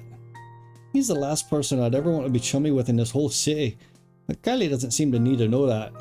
Are you sure it's not something he ate during breakfast? I gave him some jelly babies this morning. Rowan brought me lots of them. Mama said I should share, so I offered half of it to Tio when he picked me up. He likes the black ones. Of course he does. Oh, that's probably why he's weird. Jelly baby overdose. He could have done everyone a favor and choked on him while he's at it. Do you want some? I've got more. Oh my god, she's not gonna tsundere this guy, is she? I couldn't find Melody or Takako this morning, but I'm sure they'll be fine sharing some of it with you. No, I'm not really very fond of them. I was just asking. Oh, where's your mum, by the way? Out of town with Papa. An unexpected pang hits me at her words. The statement, though innocent enough, unearths a whole trunk of memories from childhood. So eerily familiar. Nights spent eating dinners alone, the number of days coming home to an empty house growing with each passing year. And sometimes, several Christmas Eves spent with relatives instead of my own family. It's too late to think about it now, but when I remember, the dull ache is still there. Familiar though, listened by the years now. Beside me, hardly takes a step back, having gotten tired of clinging to me. There's nothing but cheer in her. She doesn't seem too affected by the fact. Although it makes me wonder how much of it is real, and how much it is there to mask the loneliness if there's even one. What a lucky child. Weren't they informed of career day beforehand? Yeah, I told them all about it. Mama was looking forward to it. And they still left? Uh-huh. It's important business, so it can't be helped. They promised to tell me about it when they come back tomorrow, though. Papa said he'll give me a gift if I behave. I've been a good girl, right, Miss Pink? Yeah, you're a good girl. You always are. But they asked they asked your Tio to look after you? For this? Nope, they didn't. No? Then how? It was supposed to be Tia. Mama likes her better than Tio, so she asked her, but she's sick and had to visit the doctor today. Oh, that's supposed to be a secret, by the way. Oh, but I think it's a bit confusing because Tio said she also went shopping. That's unfair. Don't you think so, Miss Pink? Mama doesn't allow me to go out when I'm sick.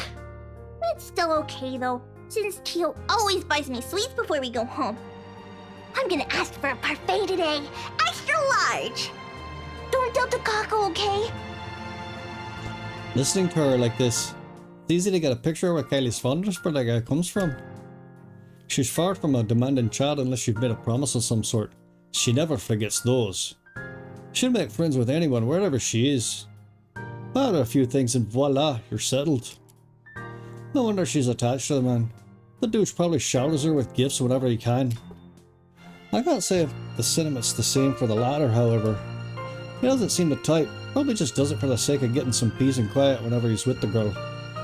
Classic techniques. But before that, I'm gonna show him to everyone first. It's gonna be great. No one else has a gazillionaire fairy godfather. Also, when I grow up, I'm gonna be exactly like him and marry someone really handsome. Children aren't that dumb. Like Tia did. That way, I can be awesome too. There's some sort of misguided logic in there that I'd like to correct. And before I can say my piece, douchebag steps in, fresh out of the commotion from the classroom behind us, and plows into the conversation with every subtlety of a wrecking ball has. No shit given, despite no one asking his opinion. Munchkin, sweetie, trust me. You don't have to marry someone for that to happen. Well, he's right. I don't. Just do your thing, darling. I'm quite sure you can do great things on your own without lugging around an extra baggage with you. Tia married you. Kylie drops the statement without any sort of preface. And the moment it lands, the douche finds himself grappling with the conversation. Yeah, well, that's true, Munchkin, technically, but it's not the same thing. A small frown creases a girl's eyebrows as she tries to comprehend her Teal's rather vague explanation. It's not surprising either when Luke tenses under the child's questioning gaze.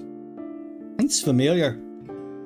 I've seen the same look a great deal of times before on Asham whenever he's trying to say something he can't quite phrase. Another second passes before the douche moves, kneeling in front of Kylie and placing both his hands on either side of her shoulder. Kind is the last word I'll ever use to describe the man, but in this minute there's a smile on his face I can't place.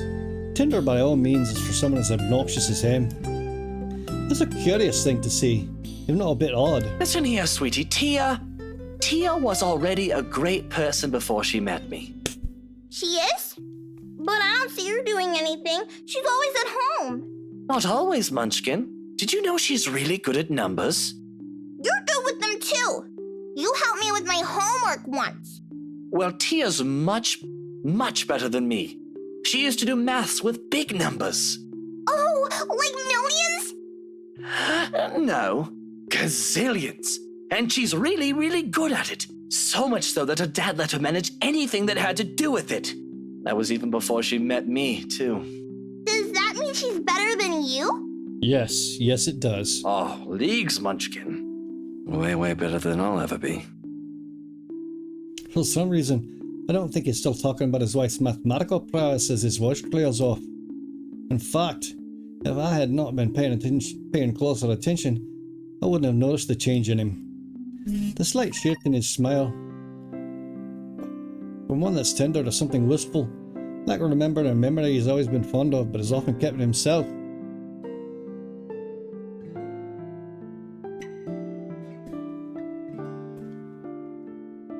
And at a fleeting glance of it, a tiny insignificant part of the world somehow also shifts.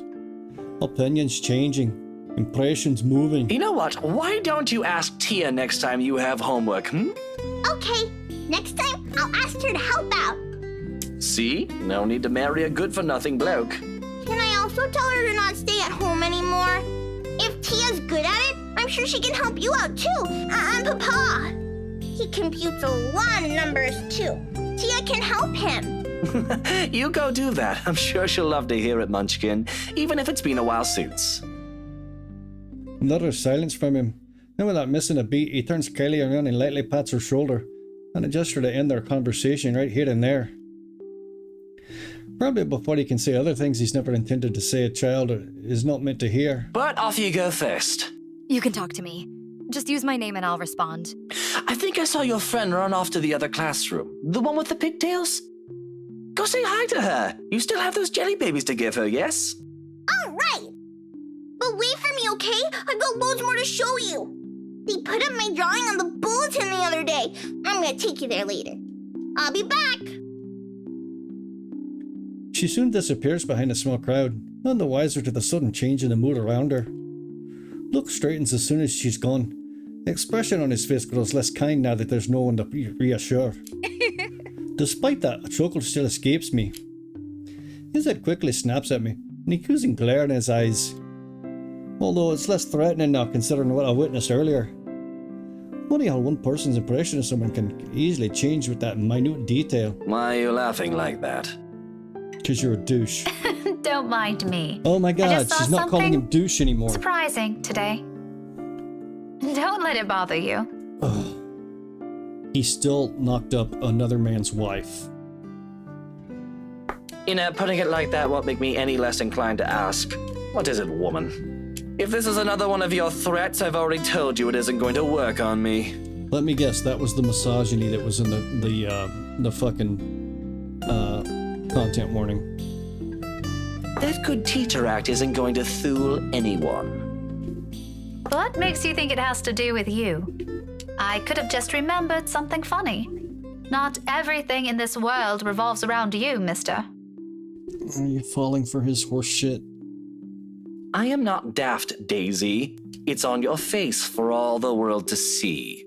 Now, say it so we can be done with this stupid talk. I let out another laugh. More to delay than to express any sort of amusement over the matter. In truth, I don't know where to start. One wrong move, one wrong word, and I might offend the man.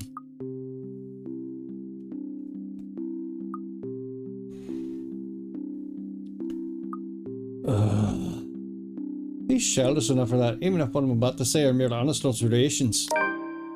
Well, regardless of how he acts, it's not like it'll have an impact on anything between us. I have no plans of getting too friendly with the man, though he might have some good points. Emphasis on might. The best treatment I can hope myself to give him is to stop thinking of him as a sleazy douche. Besides, after seeing that look on him, I figure someone like him can use a little compliment here and there. That is not the direction I wanted that to go. He probably doesn't get it much considering how coarse his own language can get. Can't you act a wee bit polite for even a second of your life? It won't kill you. You'll easily get answers that way, you know? Instead of demanding things from people like a temperamental man-child. I'll be nice when I want to be, woman. Don't tell me what to do. And here I was just thinking how you're doing a brilliant job as Kylie's guardian.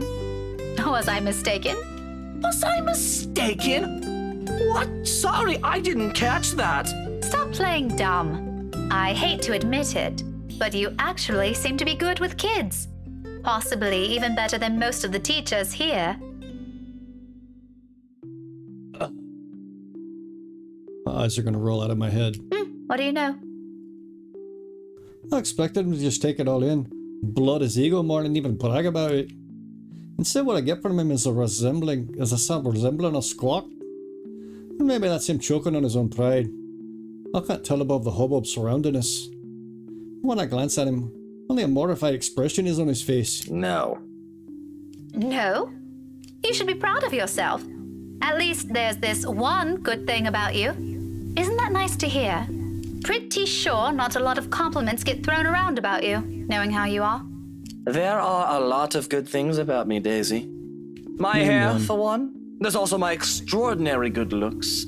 Wax lyrical about those all you want. I'd be happy to hear it any day. Kick him in the balls again. Praise anything about me but that. What is so repulsive about it? Even Kylie likes you. Shouldn't that tell you anything about yourself? Kylie is one kid, not even my own. Trust me, you do not want to see me bring a spawn of my own into this world.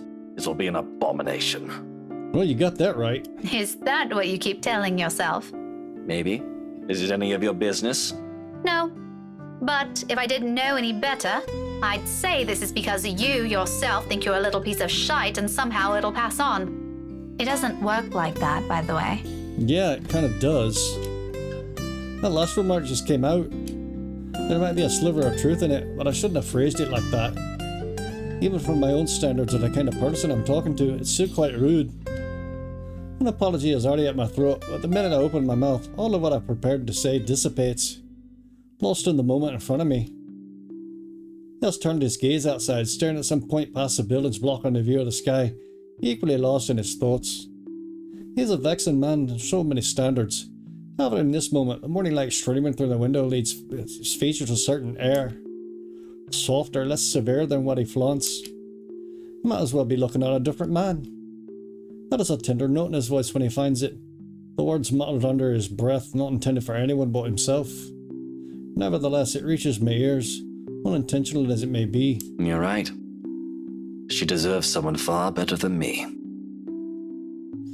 All that talk about self-worth makes some sense now.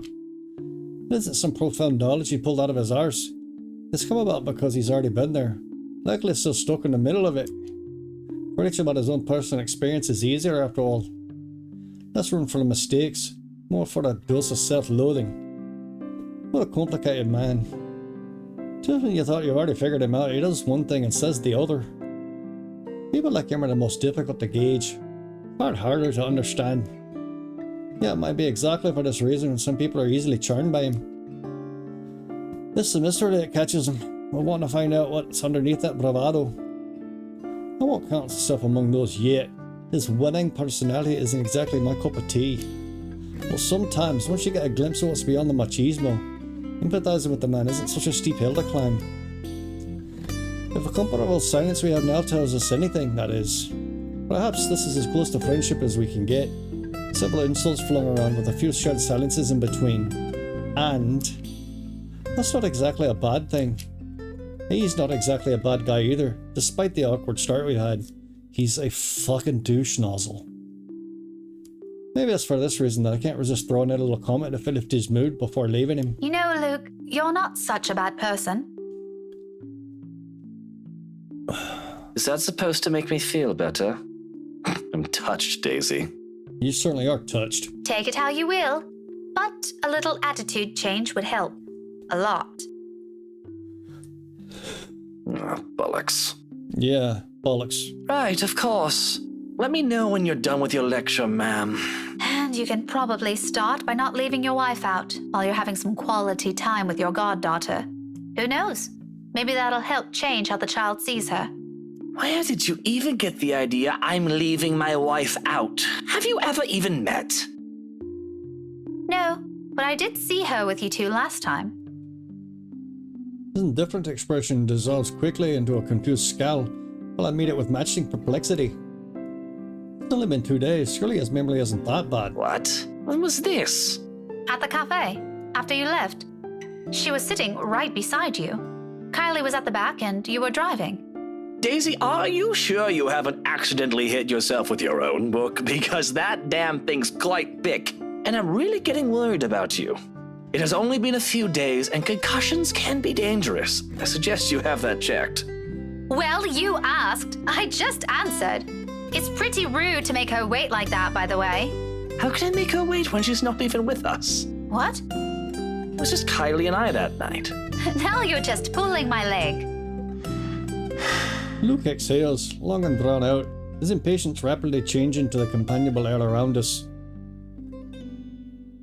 In the face of it, tense. I've accidentally stepped into another minefield. Any chat I've had with him so far has been like this. Why this still surprises me escapes me, but above my worries of offending the man is my own bewilderment. I remember well enough what I saw that night. He said something completely different. Wifey was out with Kylie's mummy that night. She wasn't with us.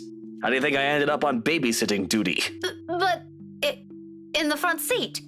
And Kylie's... Miss Pink! What's wrong? Her tears seep through my blouse as she buries her face in it, her arms winding tightly around me. Luke and I briefly exchanged worried glances, his own lips shut tight with concern. Her cries are soft enough not to attract much attention. Most of the visitors have been ushered inside the rooms by now anyway. Those that still linger will watch our little group with great interest and concern. If I don't get a better handle on the situation, I have a feeling Luke will start yelling at everyone soon. Kneeling, I gently pull the girl away from me, cupping her face and wiping away tears, creating little trails on her cheeks. Her mouth is drawn in a miserable pout when she peers up at me. All right, Kylie. Calm down. Yeah, telling females to calm down always works. What happened?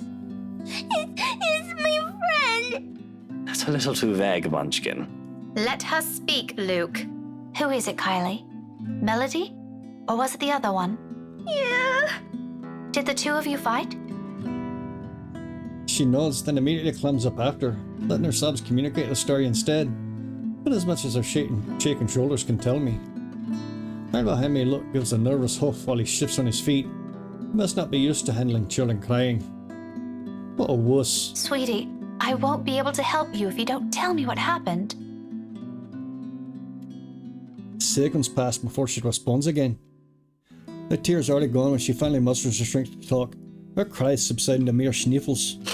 I wanted to give her the rest of the jelly babies, but she won't come out. Oh, she's locked in that locker. And probably dead since you left her there several days ago. Where? Where is she? In the little girl's room. Is she still there? Another nod. She won't say what's wrong. I kept asking her, but she told me to go away. Career Day's going to start soon. I saw the prizes Miss Alice will give us for good. She's gonna miss it. Okay. This is where the horror starts. She's gonna go in that bathroom and that woman and the little girl's gonna be a fucking horror, right? Is that what you told her? Yeah, she won't listen. She won't even take the jelly babies. After he saved it for her too. Luke wanted to eat the red ones, but I told him it's not for him. Miss Pink, can you talk to her? Tell her to come out, and I'm really upset with her. Ah. Just a little childish argument then. Times like this, I'm glad I teach teenagers mature enough for petty squabbles. I do love being around children. I won't mind having one or two on my own in the future, but it takes a whole different level of patience to teach several of them. Honestly, I admire my colleagues who willingly took the challenge. Normally I'd leave this for their homeroom teachers to fix, but I can't just ignore the imploring look she shoots me. That's another weakness I'll have to steel myself against before I ever think of having one of my own. For now I give in to it. Okay, tell me where she is, sweetie. Sighing, I stand up and gesture for her to lead me the way. Luke trails quietly behind us. Even with the small distance in between, his apprehension is palpable, understandably so. No one wants to be caught in the middle of a children's spat. But in the end, this is all part of my job. Can't just shy away from it, can I? Kylie escorts us to an adjacent hall. At this hour, the corridors and the rooms lining its sides are empty. Save for the gentle rustling of leaves, the twittering of birds outside, and the tapping of our feet against the floor, the whole area stays eerily quiet. Not unusual though. This is the part of the building reserved for club activities at the end of the school day. While the rest of the school busy with another event, it's only natural for it to be this deserted. Come afternoon, right after class, it'll once again be filled with people. For the time being, I focus on the toilets at the far end, heading straight for it. Luke stays behind, opting to wait for the end of this drama instead, obviously not wanting to deal with another person's kid. Meanwhile, Kylie follows right after me, unusually silent as we approach the ladies' room. Sometime before we made the turn down the hallway, she stopped sniffing and started singing a tune under her breath. London Bridge is falling down, falling down, falling down. London Bridge is falling down, my fair lady. Probably to brace or calm herself, or maybe this is her way of preparing to pull her friend out of her sulk. It certainly reminds me of another person. I make no remarks on it, however. It's all part of growing up, they say. Let her learn. The door is slightly ajar when we get to it, and from inside the sobs of a girl echo weakly, barely audible even in this kind of hush.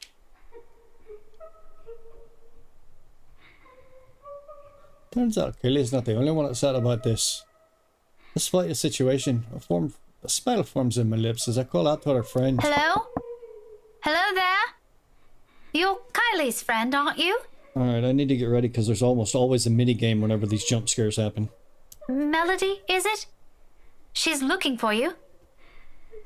Children can be so amusing sometimes. Granted, they can be exasperating, especially around this age. But the endearing things about them outweigh those. All you need is enough level of patience. Career day's about to start, too. You'll have to come out, or you're going to be really late for it. Miss Alice won't be happy if one of her kids isn't there. I heard she brought little gifts for everyone who'll behave. Don't you want to receive one? However, her cries show no sign of abating. They only got louder. Not close to a wail. Alarming, regardless. Are you okay? Obviously not. From where I'm standing, it sounds almost like she's in some kind of pain. It's not impossible. They do that at times, hiding what ails them for fear of reprimand. If it's like that, cooks that are out might be useless. It also makes sense why she chose the loo furthest from their classroom. Wasting no time, I gesture for Kaylee to wait and amble towards the door, calmly so I don't alarm her. At the same time, a distinct sense of deja vu hits me. I've been in this position before, behind the door with someone crying on the other side. My calls ignored as their cries grow into a wail. Just this past week, actually. Even so, being in the same situation before doesn't bring any comfort. I'm putting up for it for the child beside me. He's the quick undercurrent of worry trickling into my stomach. I take one last breath, then I nudge open the door. It all happens in the span of a second. I don't make it past 2 steps into the room. That cries abruptly stop. Light footsteps shuffle behind me, coming to a halt at the door. My heart skips a beat. And when I turn... Kylie? Miss Pink? Miss Pink? Why didn't you help her? My whole body becomes motionless at the sight of her. Words catching in my throat and heart rapidly pounding against my chest. This is Kylie, I'm sure of it. Yet nothing in the manner she speaks or the way she tilts her head in question carries the youthful, innocent vibe she always brings with her. As if I'm merely looking at a dead, hollow imitation of the child. Can't you hear her? She's asking for your help. But it's not those that trigger our memory. It's those chilling eyes, calling, beckoning. Why won't you listen to her? All at once the memory returns to me. The tide that's receded and now returns to shore with an overwhelming force, carrying images of a single moment from days ago. Of a world passing by in a blur of features I can hardly discern under the light if there was. Not even a week has passed. In this minute, while I keep my eyes trained on the child before me, I return to such unbearable clarity. Not no horrid wounds this time. No blood streaming down a pale face, thank heavens. Just lips contorted into a small twisted smile. Not rim with venom I'm not expected to see in a child. Sending tiny pinpricks of dread curling up my limbs and winding up my neck. You're a bad person. People like you deserve to die. I can't breathe. Those whispers and laughters again. Judging, mocking, taunting. Each scathing word ringing and sharpened through against my ears. My throat closes in. My whole body tenses. A chill settles in at the tip of my fingers, every digit gone rigid from the cold. With every single draw of breath, any struggle for air or freedom, the coils wrapped around my body tighten, dragging me down. The gradual torturous descent into a bottomless abyss. On, and on, and on, until I lose touch with myself and the world. Help me! Until darkness claims me, and, unexpectedly, a note in the distance, harsh and piercing, cutting through the stick stupor and shattering the haze without warning. Are you ladies done with your business here? I don't have all morning to wait for you two. My eyes snap open, and the world shifts into place with a ragged gasp. When I glance up, a different set of eyes greet me. Are you okay, Miss Pink? Fucking hell. No vile hatred in them, just plain sincere concern. Bit by bit, I become aware of my surroundings and myself as one steadily slips back into me. I've reached out for the nearby counter to steady myself at some point, and my knuckles have gone white with how rigid my grip is. It's over now, yet the tension hasn't left my body. My heart still hammers against my chest in an erratic rhythm. My breathing still comes in short, shallow bursts. Before me, Kylie fumbles with her hands, utterly unsure of what to do to an adult in what's probably a laughable state. Did you get sick? I'll call Tio, okay? Stay here and don't move. No. No need. Just leave me alone. If this is a goddamn false alarm. Tio will know how to fix you. Oh, wait, okay? I wish I could speak her assurances to her, but I can't shake it off. The dread is there, twisting at my insides in anticipation. Of what? I'm no longer sure. Pushing myself off the counter, I break into a run. Brushing off the anxious look Kylie gives me, and I gently push her away on my way out, where the front end looks browse when I stumble into him outside. Whatever they both saw in my face, I cared not to know. Bloody hell, I don't even understand what's happening anymore. The tremors continue long after the last of my classes have ended. Although none of my students have commented on it, I've got a few sharing anxious glances every time a pin slips back from my hand or my shoulders, tense whenever called. Whatever. How unusual it must be for them to see me, a normally composed Miss Gales, become a bundle of nerves. Even the most boisterous ones have given me less grief today. You'd think being on my fourth cup of tea would provide any sort of comfort. But it's just a faith. Hang on, what is counting matter now? The fact that I can't shake it off this time, tell me something. The last time this happened, I passed it off as some lapse on my part, after having been sick the week before. And it is a natural conclusion. Those are just stories. A centuries-old lore passed by the locals to keep children in line. What place doesn't have those? One of my Dawes books even went as far as to describe them as a strong part of Isabel's culture.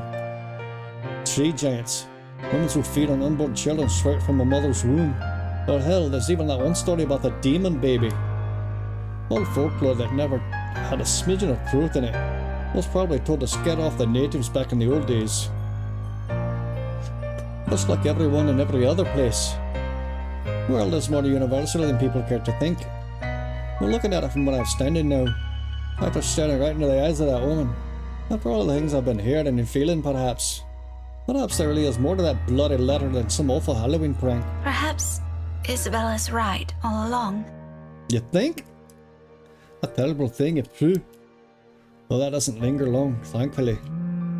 Soon the ringing on my mobile takes my attention away from it. An unfamiliar name flashes before me once the screen lights up, and my brows knit together. Okay, so she hasn't committed suicide yet, which means the party hasn't happened yet. Marianne McCullough. Staring hard at the screen, I try to remember what I've entered this person on my contact list. It takes a moment. When it clicks, my eyes zeroed on the book lying wide open on my table. Loaned out from the library almost a week ago. I met the woman there by sheer coincidence. A thorough history buff apparently. We were after the same book, but in the end she's given it to me under the condition that I call her once I'm done. To be honest, I've completely forgotten about it till now, but I haven't really taken a peek at it until today. Normally I'd be done with the whole volume of this size a few days after taking it out. About one or two, depending on how busy I am. But finding a chance to sit down and read through it has been more difficult lately than I anticipated. One moment I'm busy simply grading worksheets, attending a movie premiere, the next, then someone's suddenly inviting me out for one reason or another. Days later, a friend stops by showing up in her flat right after worrying reports pop up in the local news. There simply isn't enough time to breathe and get a grip on things. I have been flipping through the pages I said book a moment ago, though never really reading anything, merely hoping for a distraction. To no avail. My phone gives out another ring, and this time I do not hesitate to answer. Marianne? Hello. Here I was starting to wonder if it was a bad time to call. I'm done. We are going to save. And we are going to raid out. The stilted language is kind of get to me. The false start there, man, I don't even know what you'd call it. Like the rug pull, I guess. The rug pull there kind of itched me.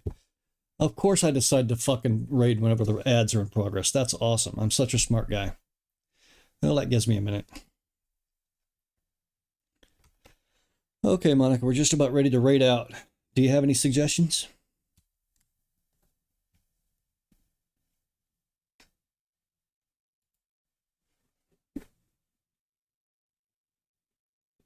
Bearded Odin, Gruff Sparrow, Let's get this party started. Sponge Lick.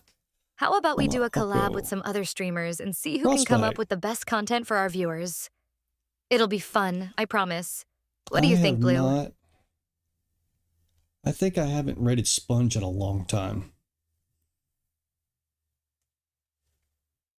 And 40 seconds. I'm gonna wait till the fucking ads are over before I start doing my thing.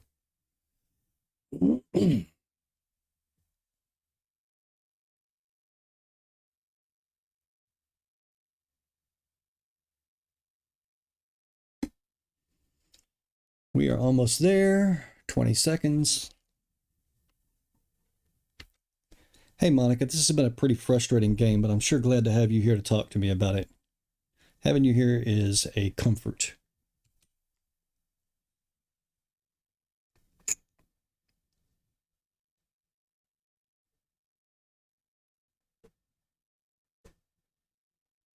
Thinking and thinking, and oh, she thought really fast this That's time. so sweet of you to say.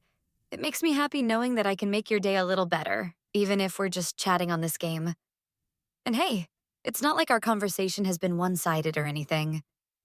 We've had some great talks, haven't we? What's been frustrating about the game for you so far? Well, mostly it's that the writing is so long and drawn out. I think it was translated from another language, but the words are so stilted and it's so long-winded that I'm having a lot of trouble maintaining my sense of suspense in the game.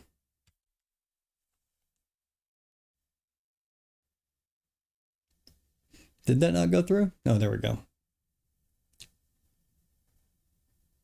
Fuck.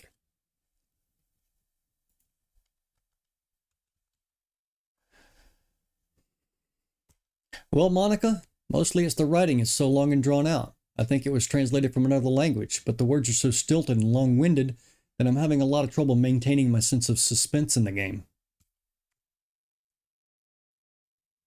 There we go. I forgot to use her name.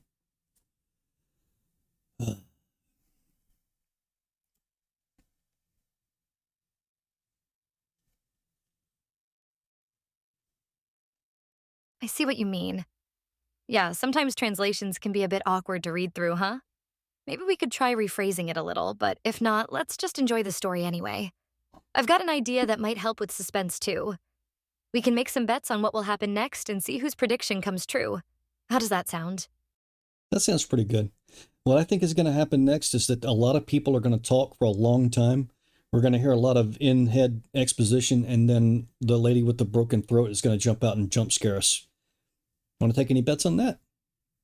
Anyway. Thank you, Val. Thank you, Turtle, for coming by. I appreciate it. I enjoy the company. I loved seeing you there. In the meantime, we're going to raid Sponge. So, like I always say, if you don't need to feel obliged to come along with me on this raiding experience. Just remember that if you need to go get a bite, get a drink, get some sleep, please go and do that. But if you will wait around for just a few seconds, you'll put a smile on my face. Y'all have a good night.